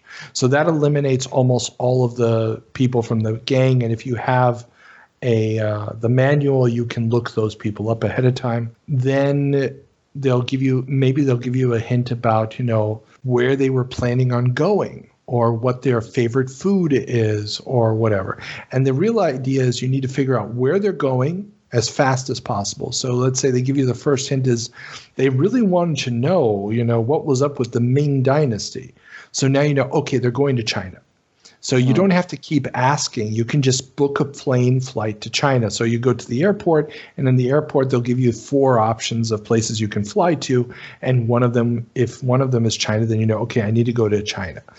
And if you go to the wrong place, then they'll be like, sorry, there's nobody here. We've never seen anybody, no suspects here. So now you have to fly back to the original place, ask more questions, and then fly off. And that eats up your turns. So in the first couple rounds, you might be able to screw up once or twice. But then in the later rounds, when you're getting closer and closer to Carmen Sandiego, you have to be right every time. So it was a great edutainment title to learn about geography and history and stuff. And they did a bunch of variations of the game, and they kept updating it over the years. And it just became this massive phenomenon of Carmen Sandiego. Okay. Yeah. I'm just wondering why I immediately had her appearance in front of my eyes when I heard the name, and I've never seen the show or played the game. So some cross media stuff someplace, or ads. I mean, like I said, it's been around since the 80s.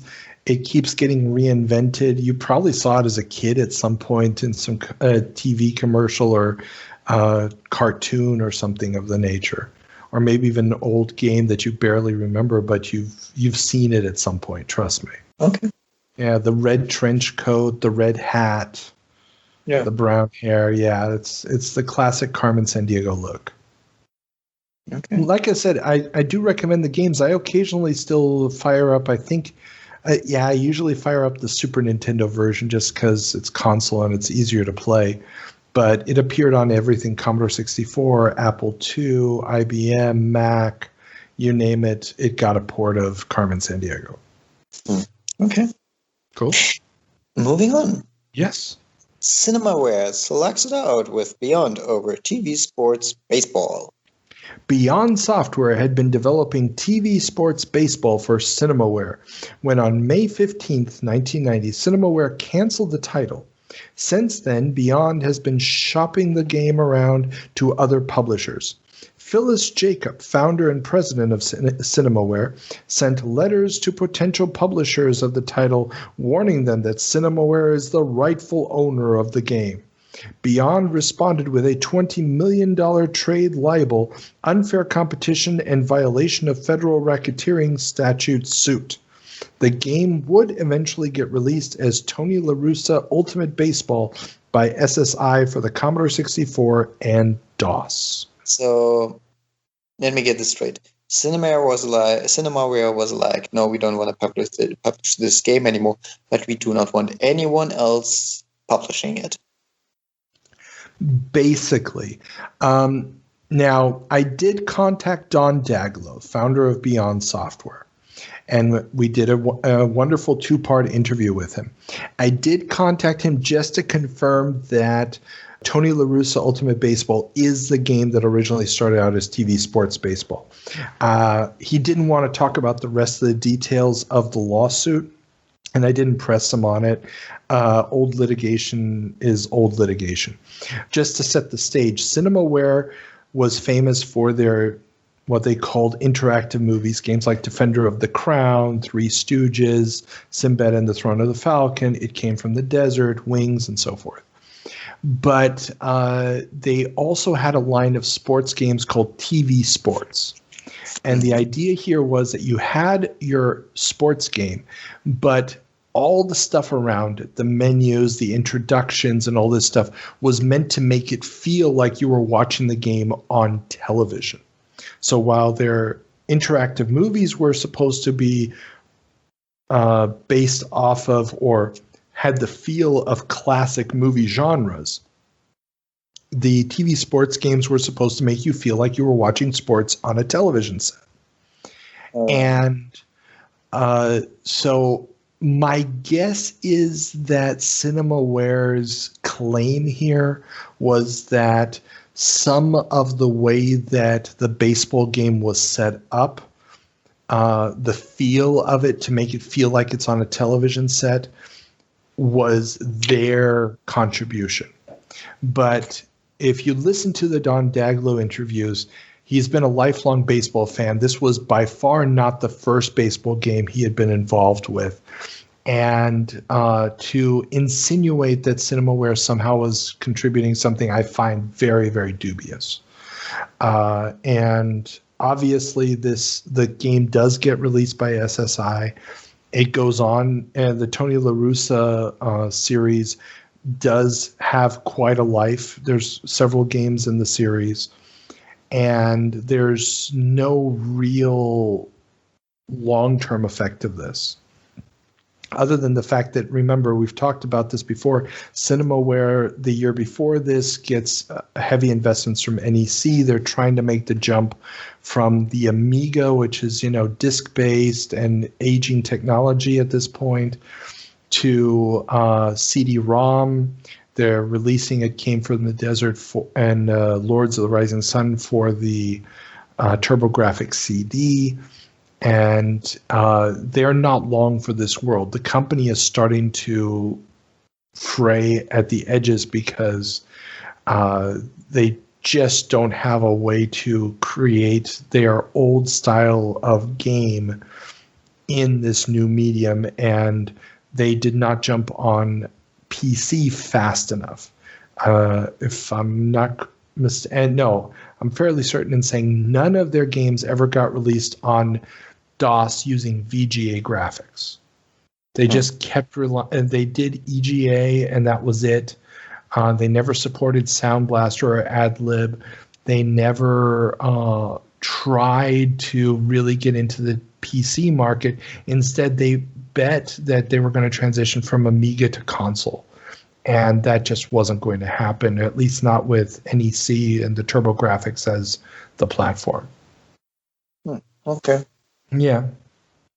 But I thought this was a fun little side note, given that we do have those really good interviews with Don Daglow. And I know I'm pushing a lot of the interviews today, people, but they're really, really good interviews, if I may say so myself. Moving on. Yes. TMNT is getting a second Amiga port. It was smelling a bit here, man, so I had to move on. Yeah, no, I hear you. Okay, this one is a bit bizarre. Konami owned the rights to do games based on the Teenage Mutant Ninja Turtles. They did a variety of titles for the NES, Game Boy, Genesis, and the arcades. The first NES game was a major hit, and it got a port in North America to the Amiga. This was a pretty terrible port of a game that was arguably average at best. Now, Mirrorsoft, the English publisher that has secured the rights for Europe, has now announced that the game will be ported to the Spectrum, Amstrad, C64, MSX, Atari ST, DOS, and the Amiga again. The Mirrorsoft version would be, well, just as bad, but in slightly different ways, with a redesign that would at least cut the game down from 3 discs to just 1. And that's mainly just cost-cutting measures right there. But so this is one. I mean, we've mentioned, I think, a few times on the show before, but there is this weird history of games, especially on the Commodore 64, where arcade games would get ported twice. 2 completely different teams would create 2 completely different versions of the same game that would get released in Europe and the United States, respectively, just because the publishers had purchased rights for the game for a certain territory, and they just couldn't agree on, well, who's buying whose version, and they would just make their own version. And this is one of the last cases of this that I know of. In fact, I'm going to go out on a limb and say I don't think there's another case of this after this. And I'm glad to be proven wrong if anybody knows of another game that gets this treatment afterwards. Right. You'll have a place of honor in our DOC. Very nice. Okay.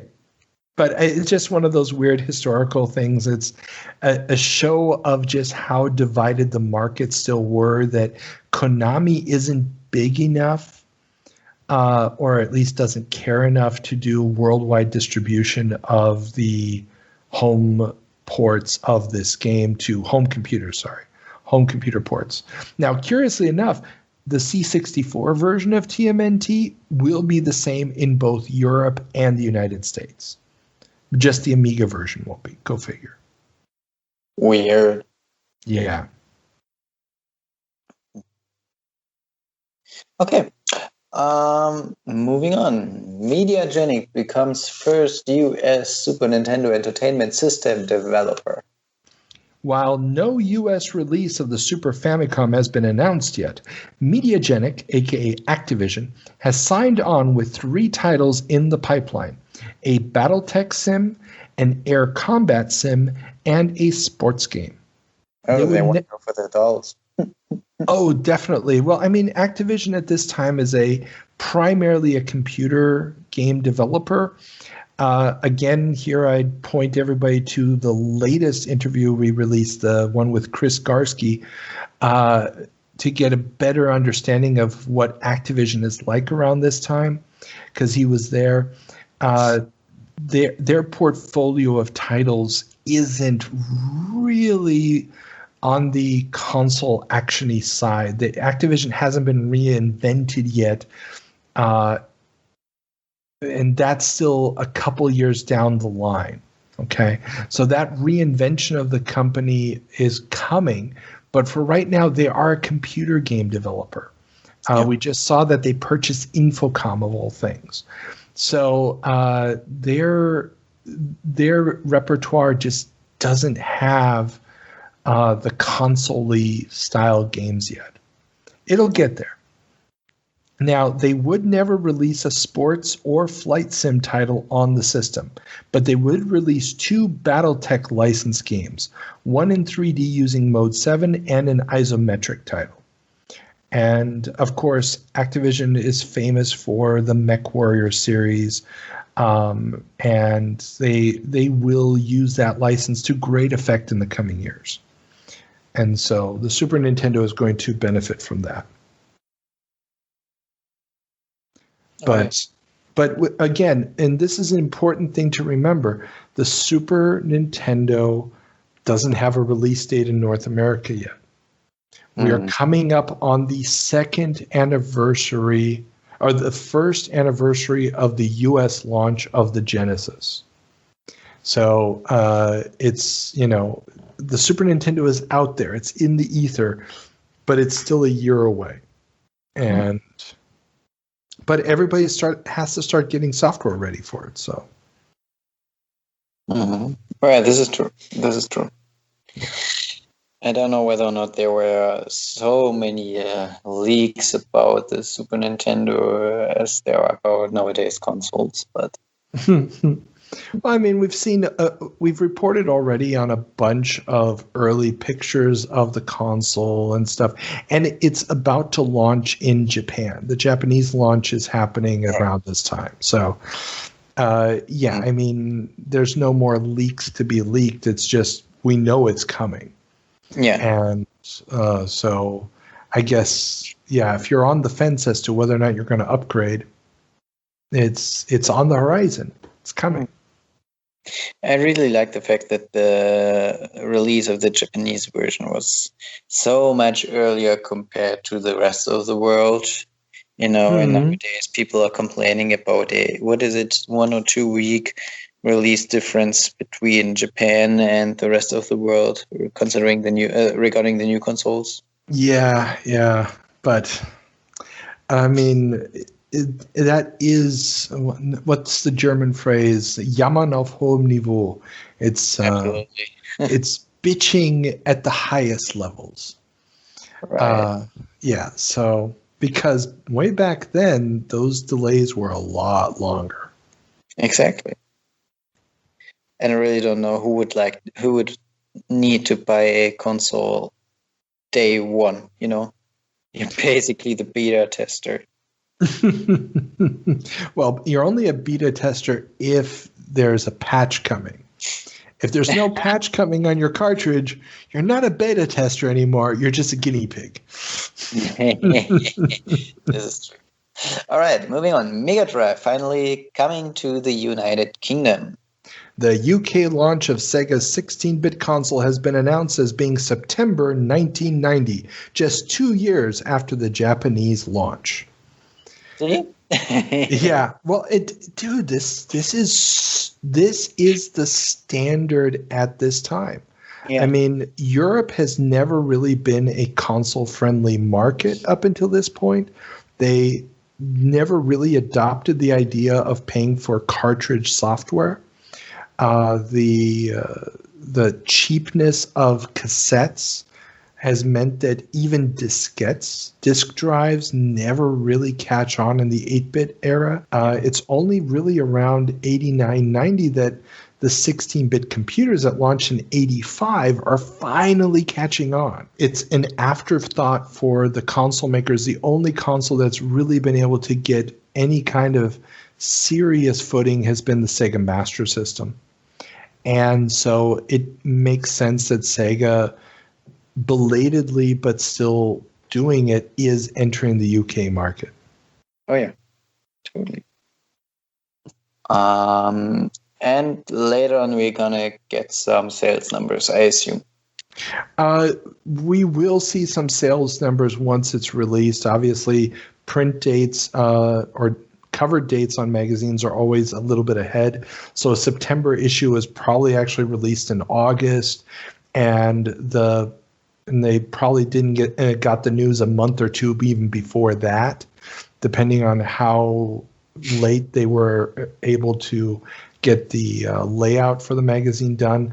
So it's very possible this was actually a notice from early August or even July. So Okay.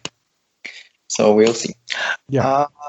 Moving on. First rumors of a Sega CD add-on for the Genesis Surface. The rumor mill has it that Sega will be bringing out a CD-ROM add-on for the Genesis, which should allow for better, cheaper games. The rumored price of $200 would be off by a Benjamin, and it wouldn't see North American release until late 1992. So this is the Sega CD. It's obviously coming 2 years after the TurboGrafx CD hit North America. And yeah, did you ever experience the Sega CD? No, I don't think so. Oh, imagine a single speed CD-ROM drive. Okay. Producing 64 color images. Wonderful. In a tiny little window. Mm-hmm.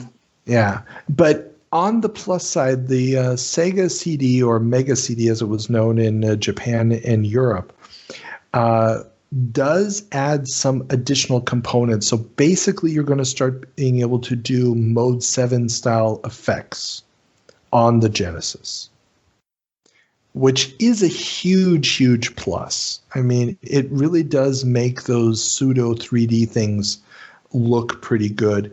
The Europeans are really going to take advantage of this. Core Design does some really cool games this way. There's a mech game that the name of it is eluding me right now. But that really shows off what you can do with the extra hardware in the CD drive. And of course, I mean, you're going to get your Laserdisc games like Space Ace and Dragon's Lair get ported, and Time Gal and a bunch of others like that. But yeah, it's just a little too slow. And of course, it's going to give us Night Trap, which is Night Trap and Mortal Kombat are the games that are going to get the big congressional hearings in a couple of years about violence in video games. But we're still not quite there yet. This is really an internal story. Something like that, yes. Mm-hmm. Anyhow, moving on. Amstrad launched the GX4000. Yes. While we discussed rumors of the Amstrad CPC-based console back in April, the official launch event was held in Paris. The basic architecture is the same as the 8-bit CPC line of computers, but a new 2K custom chip has been added to handle hardware scrolling and up to 16 sprites, and can display 32 colors from a palette of 4096. Computer and Video Games magazine does decry the fact that the sound chip hasn't been improved. The new architecture would also appear on the CPC 464 Plus, a computer variant with a built-in tape drive, and the CPC 6128 Plus, sporting an extra 64K of RAM and a 3-inch disk drive. Familiar with the Amstrad CPC line? No, not really. Okay. In Germany, it was known as the Schneider CPC. And Amstrad is a company that was famous for producing low-price electronics. So they would buy relatively cheap stuff and rebrand it and so forth. Alan Sugar Sir Alan Sugar, I should say, was the founder of the company, famous entrepreneur. And in the mid-'80s, he got into the computer business with the CPC line. Now, they were always kind of underutilized machines because they could do a lot more, but because the CPU was the same as the Sinclair Spectrum, they pretty much got saddled with a ton of poorly rushed ports from the Spectrum. But yeah, at this point, this is at least 5-year-old technology or 6-year-old technology with slight improvements. The sound chip is really, really a horrible, horrible nightmare, especially by 1990 standards. The idea of 32 colors from a palette of 4096 actually is not bad. Most Amiga games are only running in 16 colors because they're ports from the Atari ST. Palette of 4096, but usually limited to 16 colors. Normally could do 32, but a lot of programmers didn't take advantage of that. So the graphics look nice and colorful, but the 8-bit CPU and the sound are just not going to cut it. And the console's going to basically hit the shelves and then disappear. I don't even think it makes it to the summer of 1991 in production. I'd have to check the dates on that again, but it dies fairly quickly. Well, I mean, it was basically outdated when it released. Yeah. And it was part of this weird thing Amstrad was pulling at the time. Was like 50 new products in 2 months or something. And I can't remember the numbers, but it was supposed to be this lineup of new products, one after another, after another, after another. And the problem just was that the engineering investment in creating a 16-bit line of machines was something that I don't think he was willing to invest at the time. And and so his main focus, and we've talked about the Amstrad PC compatibles, especially in the context of the chip shortages from early last year, how that was impacting the sales. And so he's pretty much going to bypass creating a 16-bit variant of the CPC to compete with the Amiga and ST, and is just going to go straight to PC-compatible DOS machines, and that's going to become the new Amstrad line of computers. Yeah. Yeah. But he tried the console thing, and there's a lot of fans of the machine out there. They've done some amazing stuff with it since, and it's just really a shame that it never got a chance to actually shine, because it could have been an interesting, super low-end entry into the market for people who didn't have the money to spend on something more expensive. But alas. Talking about redesigns, Atari to redesign the Lynx.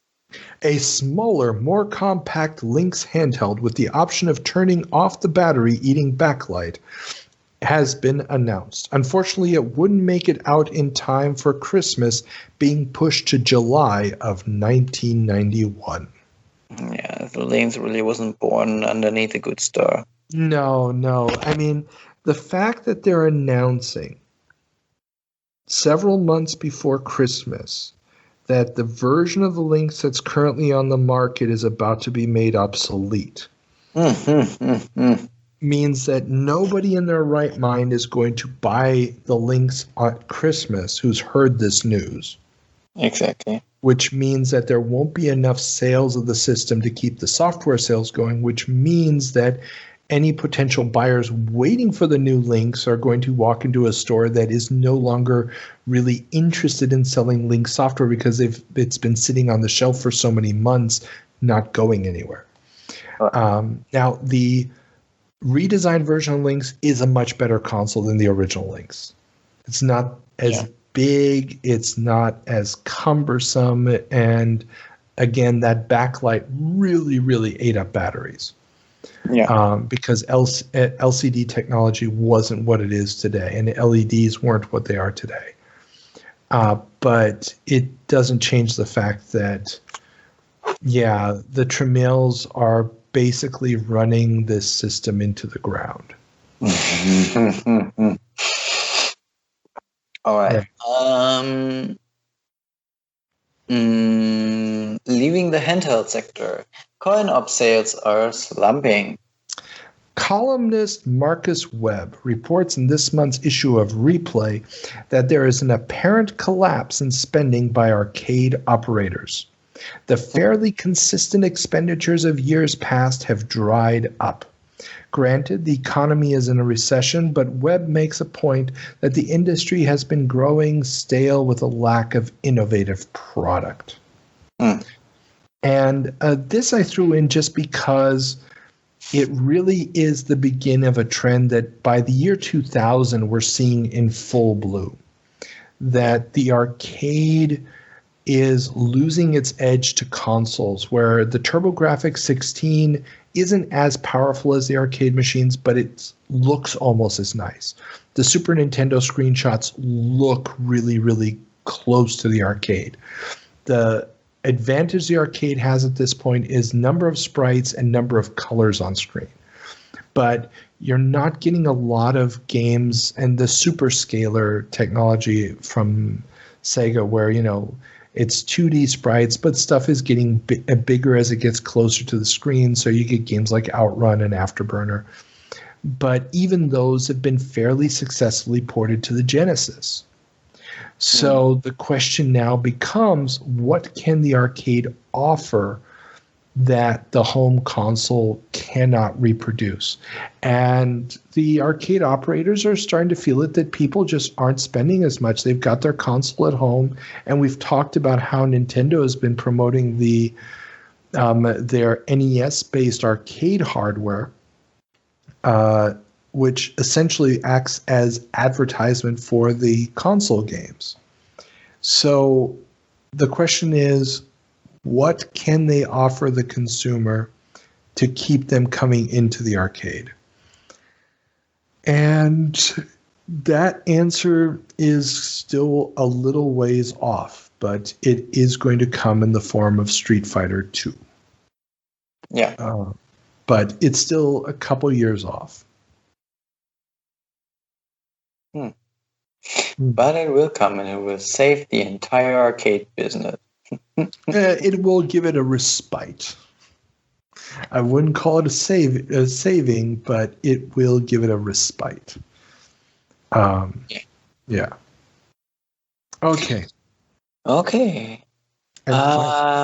And you're exactly, finally, just before leaving 1990, Atari repurchases stock from Namco. Business relationship that started in 1974 comes to an end. Namco has sold its shares of Atari Games, that's the arcade division, not to be confused with Tremel's Atari, which is the one making handhelds and computers and whatnot. So Atari Games back to the company in exchange for cash and the ownership of Atari Operations Incorporated, which ran arcades in the western and southeastern U.S. This deal will make Time Warner Incorporated the new majority shareholder of Atari Games. So, and I cannot do the history of the ownership and possession of the different Atari brands true justice. There's a great episode of They Create Worlds from Alexander Smith's podcast about the history of the Atari brand. I'm going to link that in the show notes below because it is worth listening to. Suffice it to say that the arcade operation of Atari, which was the original Atari, before, and it was an arcade game maker before it started making consoles and computers. That has been owned by Time Warner since the sale to them, I believe, in 1977. And so this relationship with Namco goes all the way back to 1974 when Namco was doing distribution of Atari games in Japan, or doing distribution with them, or I think he was doing, Namco did distribution for Atari in Japan after Atari's Japanese operations failed miserably. But because Atari didn't really know how to do business, period, and really, really didn't know how to do business in Japan. And then as times went on, as the fortunes of the companies changed, as Atari Games got weaker, but Namco got stronger, Namco ended up buying an interest in Atari Games after Warner Brothers wanted to basically get out of it. And they've been sort of back and forth Namco got technology from Atari Games. This is how they got a lot of their 3D tech going early on. And so at this point now, they're going their separate ways. Atari Games is going to be majority controlled by Warner's again. Warner is slowly starting to get back into the software business. And the compromise is that these Atari-run coin-op locations are now going to be Namco locations.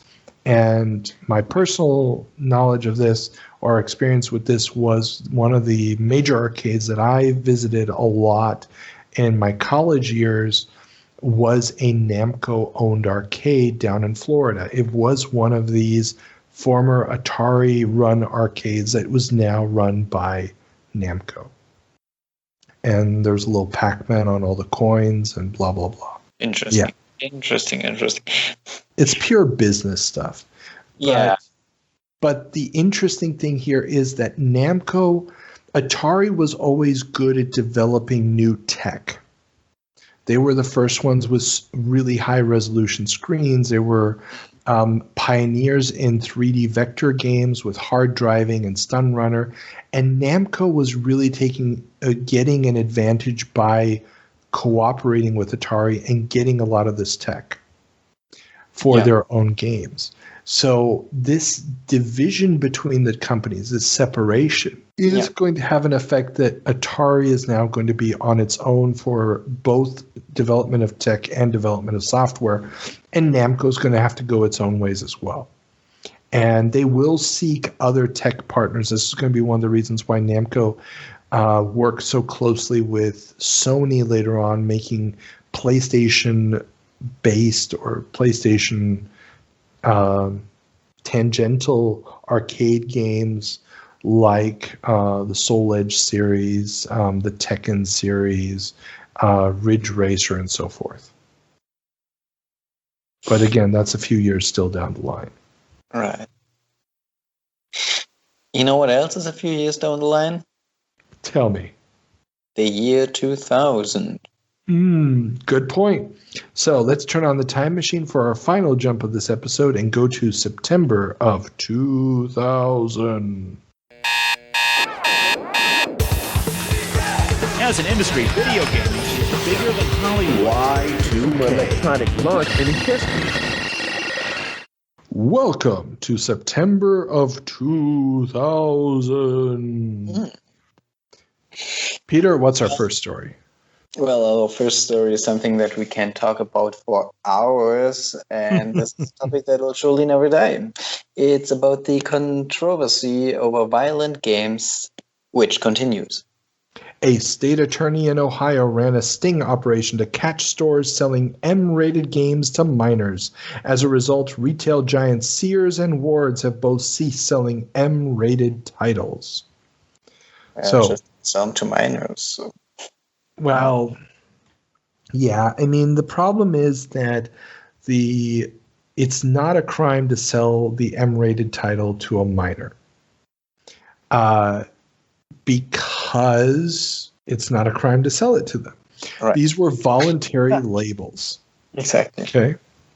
Now, obviously, the question of did you sell obscene material to the minor?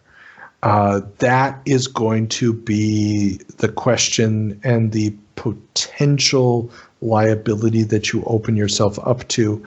It would be very, very difficult to prove that in a court of law. Yeah. But still, remember in the United States, most state attorneys are elected offices, which means that this is wonderful headlines that are going to help you get reelected. And it's a relatively easy thing to do because, well, everybody gets outraged about it, but at the same time, nobody cares enough to actually force you to do something about it.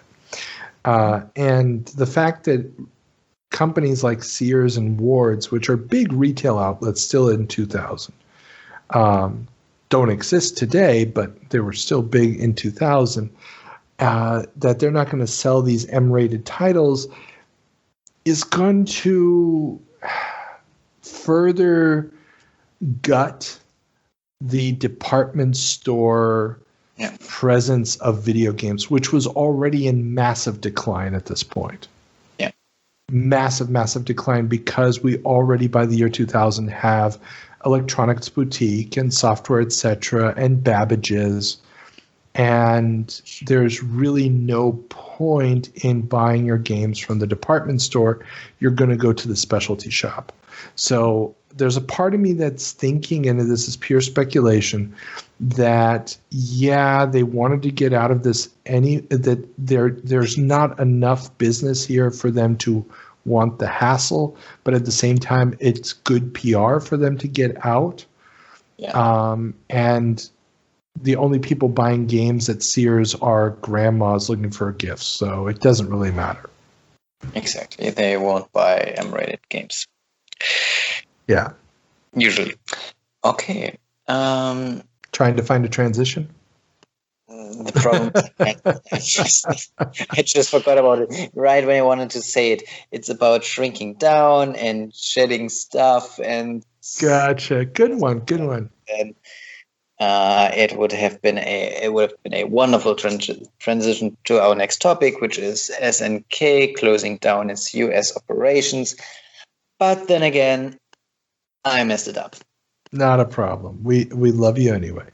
So, SNK, makers of the Neo Geo arcade and console hardware, as well as the Neo Geo Pocket and Pocket Color, suddenly closed their U.S. operations on June 13th. This move came as a surprise to everyone, including Ben Herman, vice president of sales. Apparently, the handheld market controlled by Nintendo and strengthened by the Pokemon juggernaut was too much for SNK's parent company, Aruzi, I have no idea. And they have decided to ship all stock back to Japan for repackaging. Even inventory in stores can be returned for refunds. Oh, Lord. They really wanted to get out. Yeah, I mean, the problem was that the Neo Geo brand was never as big in the States as it needed to be for this market to survive, because there were very, very few third-party developers for the Neo Geo Pocket. It was mostly Neo Geo SNK's own developments. And while a lot of the games were really, really good, it wasn't going to have the breadth. It wasn't going to have the instant recognizability of games like Mario and Zelda. Exactly. Yeah. And I mean, they had really good games. I mean, some of the SNK titles are still some of my favorites. Neo Turf Masters, Metal Slug, Samurai Showdown. But they were not your mainstream, especially kid-friendly games that a handheld console in the US especially needed for survival. Yeah. Talking about survival, the 100th millionth Game Boy was shipped. Yeah, that's a big number. Nintendo is celebrating a milestone. Granted, they combined both regular and color Game Boy units into one figure, but still, this is a big one. They would ultimately surpass 118 million units. So, yeah. Well, I mean, remember, this is the 11th year of the original Game Boy.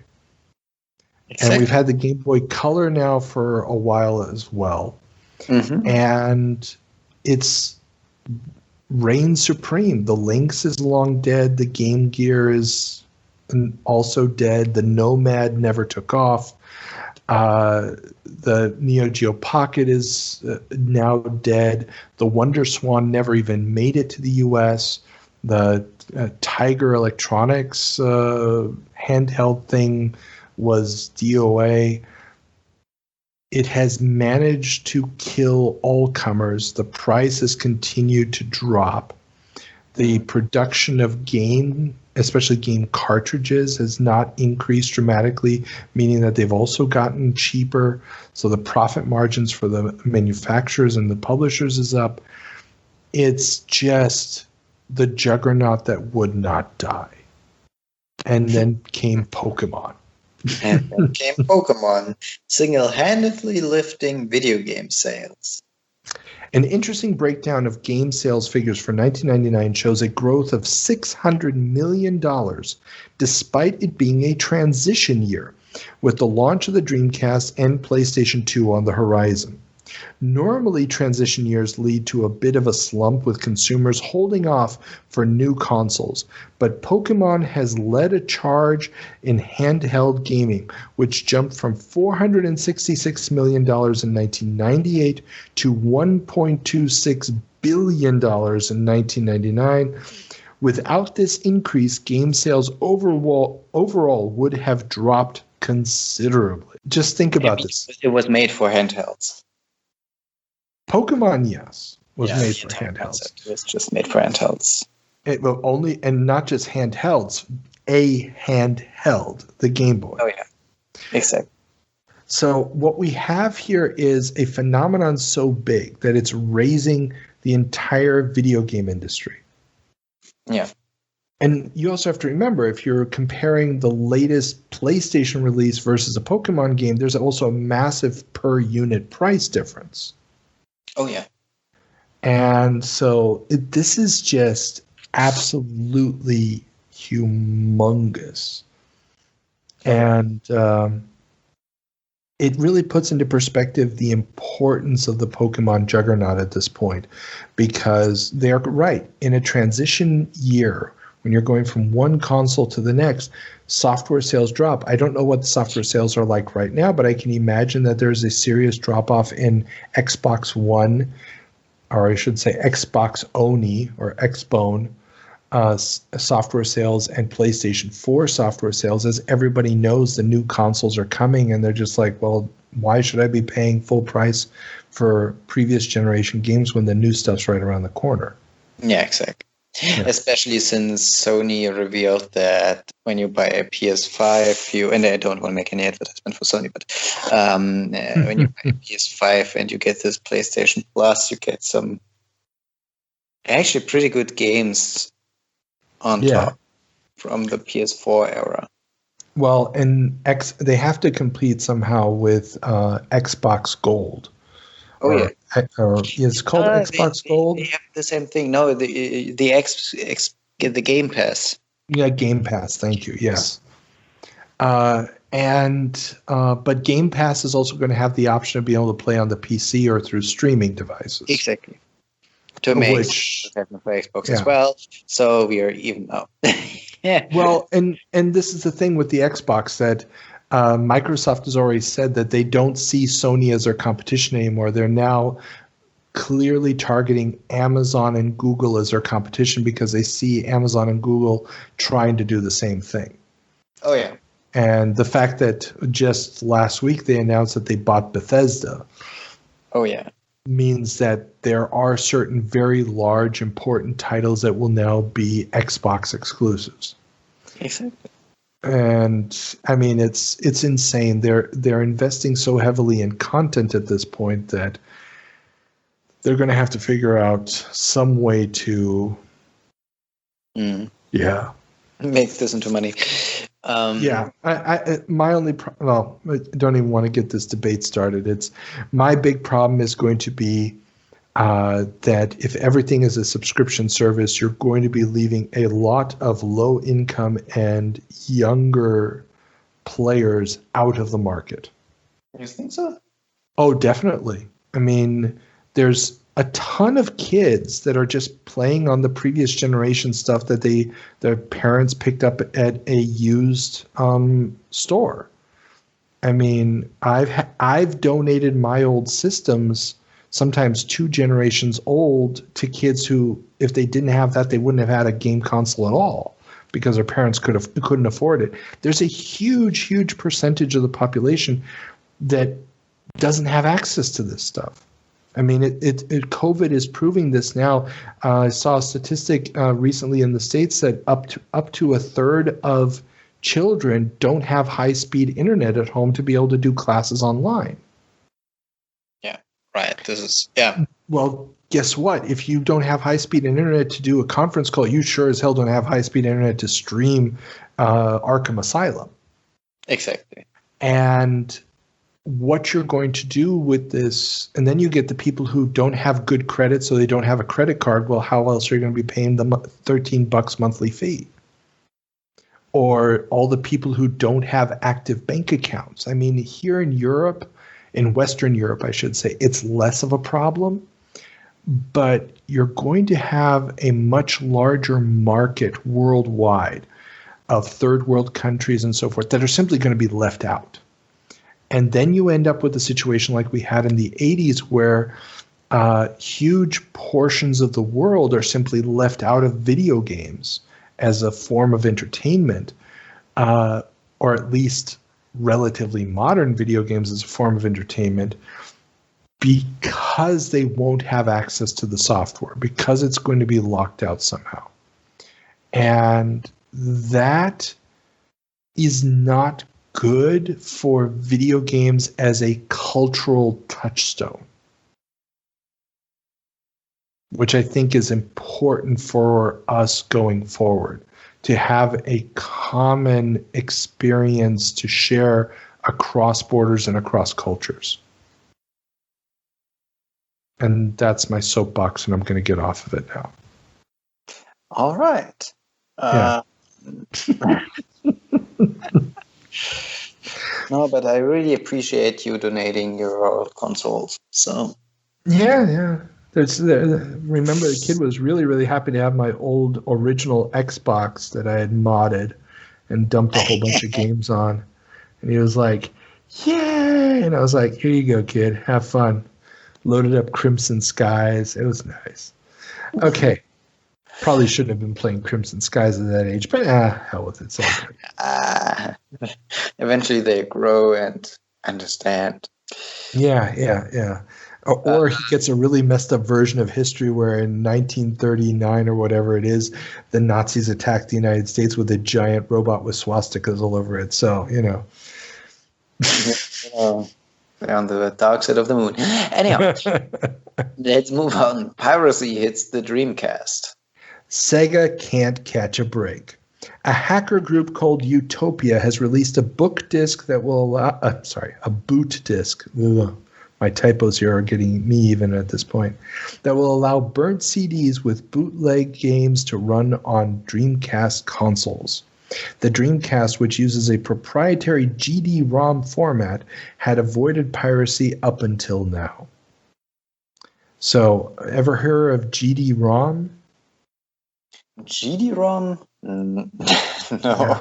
It was physically a regular CD.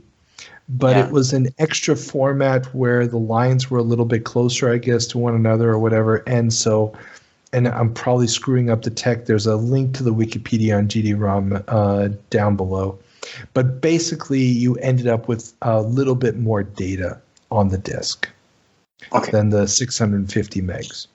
And because of this, you couldn't read a GD-ROM in a normal drive.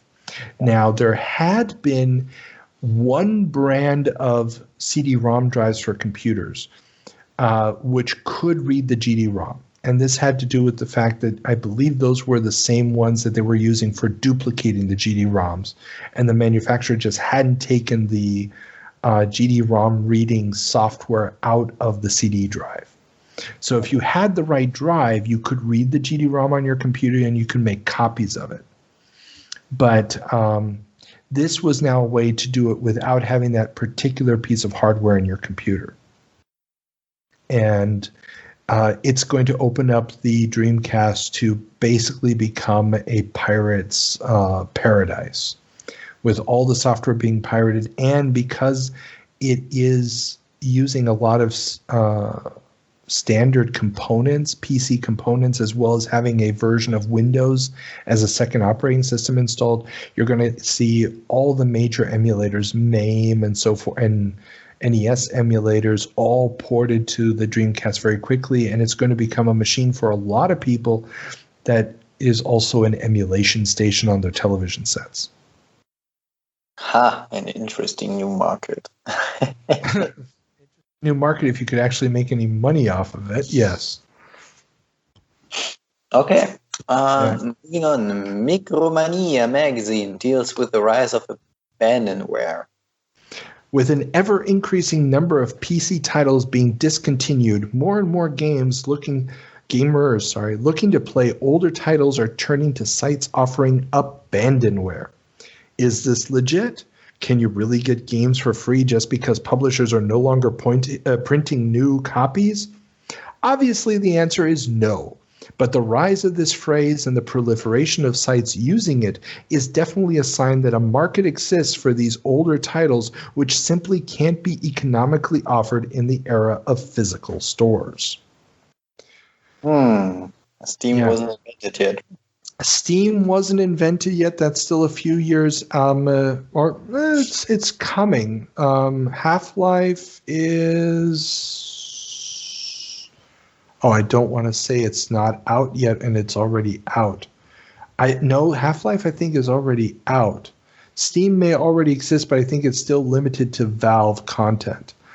And things like GOG don't exist. We've talked about attempts to sell or make games available for download on the site. There's a lot of different experiments, but it's going to be GOG and it's going to be Steam that really break through here and create a model for retail online of software, especially these older titles that it would never pay off for anybody to put them in a store, in a physical box. The minimum price you'd have to charge for them is going to exceed what people are willing to pay for them in large quantities.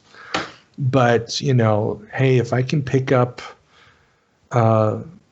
King's Quest 1 through 4 for $2, I'm going to pay it. Yeah. Even if I only play the game for 5 minutes, I got my money. And realize, oh shit, this isn't playable anymore. Especially King's Quest 3, yes. All right. Especially King's Quest 3. And if you want to find out why, check out my interview with Al Lowe, where we discuss it in great detail. He was the main programmer on that one. Not the designer, but the programmer. Okay. Talking about the pearls of programming, Windows ME is coming to make everything better. Or horribly broken, depending on whether you were a poor sod like me that got stuck with it on a computer. Yeah, well, or like me. No, you did too. So see, we both can now share our tales of woe and horror from Windows ME. It was a operating system just like Windows Vista, where Microsoft really didn't know where to go. Well, it wasn't a problem of not knowing where to go. It's that wherever you went, it was going to crash on the way there. I mean, Windows ME, I was so traumatized by it, I actually started to believe that no version of Windows ran for more than an hour without crashing. Until a friend of mine was like, dude, just install Windows 98 again. And I was like, no, I can't go back. And I installed Windows 98 again. Suddenly, no more crashes. Go figure. It was bad. It was so terribly, terribly bad. All right, before I burst into tears, let's move on to the next topic. Rebellion buys 2000 AD. Okay, this one's not directly video. Well, it is video game related, but not directly. Yeah, well, it's interesting. British game developer Rebellion, famous for the Alien vs. Predator games, has purchased venerable anthology comic 2000 AD, home of Judge Dredd. Will this union lead to licensing synergies? Well, the answer is not really. Okay. As always. Well, 2000 AD is, like I said, a anthology comic. You've probably never read it, right? No. Okay. It's a weekly comic. Every week you get 5 sections of stories. Okay. And 2000 AD has a ton of ongoing properties. They've got a ton that have haven't been used in years or only show up occasionally. It's been running since the 1970s. The only thing that's been in, I think, every issue or close to every issue is Judge Dredd. And it's either sci-fi or alternate history or other weirdness. Absolutely amazing. I've been reading it every week for decade plus now at this point. I love the book. And a lot of the strips would be excellent for games. A lot of them have been converted into games in the past. Before this point, I would say not a single one of the games was any good. I mean, and they tried everything. There were adventure games, strategy games, action games. None of them were good. And Rebellion had a really good reputation. They ended up making one phenomenal game, which was Rogue Trooper, which actually got an HD remaster a few years ago. It's really a good FPS set in that Rogue Trooper universe, the Northers versus the Southers. And then there's a bunch of attempts at Judge Dredd games that are dreadful. And that's all that's said. But Rebellion has continued to run the comic really, really well. The comic is still amazing. Quality is top notch. And yeah, can't really say anything bad about it. So, but there's a lot of hope at this point that there was going to be synergies and a bunch of 2000 AD based games, and yeah, they just never really materialized. And thankfully, Rebellion didn't just pop out 1,000 shitty games. They kept it within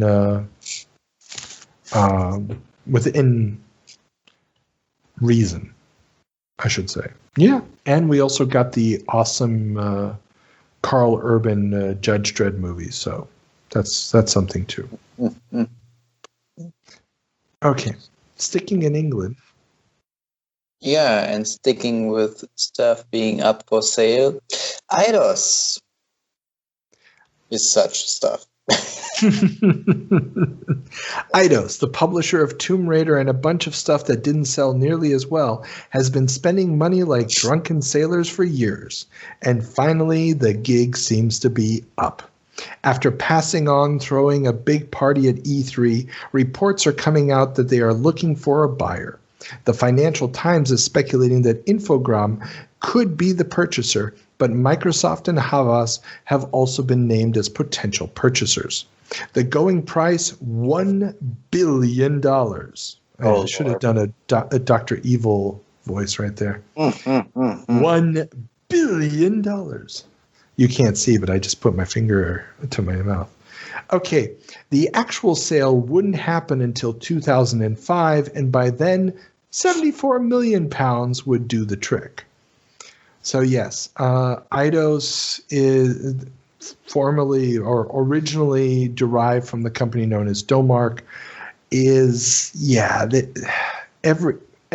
Everything they've pretty much tried at this point has been a financial failure, with the exception of Tomb Raider. I mean, they released a ton of games, Daikatana being the latest of their many fiascos. And it's just not really an option anymore. They are going to hell in a handbasket. But it'll be a few more years. They're going to limp along until they find they should have sold when they were valuable. Is really what I'm trying to say here. They should have sold when they were valuable. Yeah, and $1 billion, seriously, dude. You have to remember. They have an international publishing operation. And Tomb Raider is huge. Remember, we just talked about how Tomb Raider is going to be made into a movie with Angelina Jolie. That movie alone is going to rake in tons of cash. That's why they make a sequel almost immediately. They have a bunch of interesting franchises that could be big if processed properly. I mean, they've released Soul Reaver, Legacy of Kain, a sequel. They've got Deus Ex in the pipeline, or that's already out at this point. Daikatana was, of course, a massive failure. They've got the Thief series building up. They have the license to Who Wants to Be a Millionaire, which at this point is a license to print money. They've got properties that are really, really worth something. It's just they also release so many other games that go nowhere, and the Tomb Raider thing, they're running it into the ground. They really are running it into the ground, and that's going to bite them in the butt. Yeah. This is depressing. Yeah, but we only have one story left, and you know how we end this show. Yeah, and I'm really glad that you're paying attention to my lust for depression and companies dying, such as Probe Software, which is no more. One of the oldest developers in England, Probe Software, known as Acclaim London since 1999, has been shuttered. The company, originally founded by Fergus McGovern back in 1984, had made a name for themselves porting arcade games to home computers and consoles, as well as being a general porter of games from one system to another. They also developed several titles based on film and TV licenses, and some original games, including Trantor: The Last Stormtrooper, from which I take my internet handle. Many luminaries of the industry passed through Probe over the years, including, probably most famously, David Perry. So, yes, a company with a very, very long history. They were the primary porters of the Mortal Kombat 1 and 2 games released by Acclaim. They did a bunch of other games that often were maligned just because they were straight arcade ports, but I always thought they were very, very well done for what they were. Game that I spent way, way too much time on was Terminator 2, the arcade game on the Amiga. Just absolutely loved their port of it. And like I said, Trantor: The Last Stormtrooper, a game there. The sprite animation alone stuck with me for so long that when I first had to create a username in 1995 for my first email account, Trantor was the thing I went to. So they are no more. And you know what else is no more? Tell me. This month's episode of the Video Game Newsroom Time Machine. This is true. We are at the end of our news. We have no more time jumps to make. And dear listeners, if you've made it this far, we should give them a password, secret word. What's the secret word, Peter? It's your turn.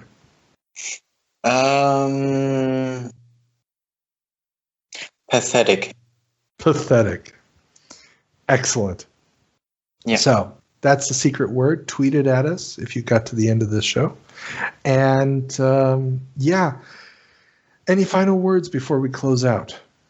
A final question. Yes. And of course, you have to say yes. Has anyone ever tweeted the secret word? Yes. Wonderful.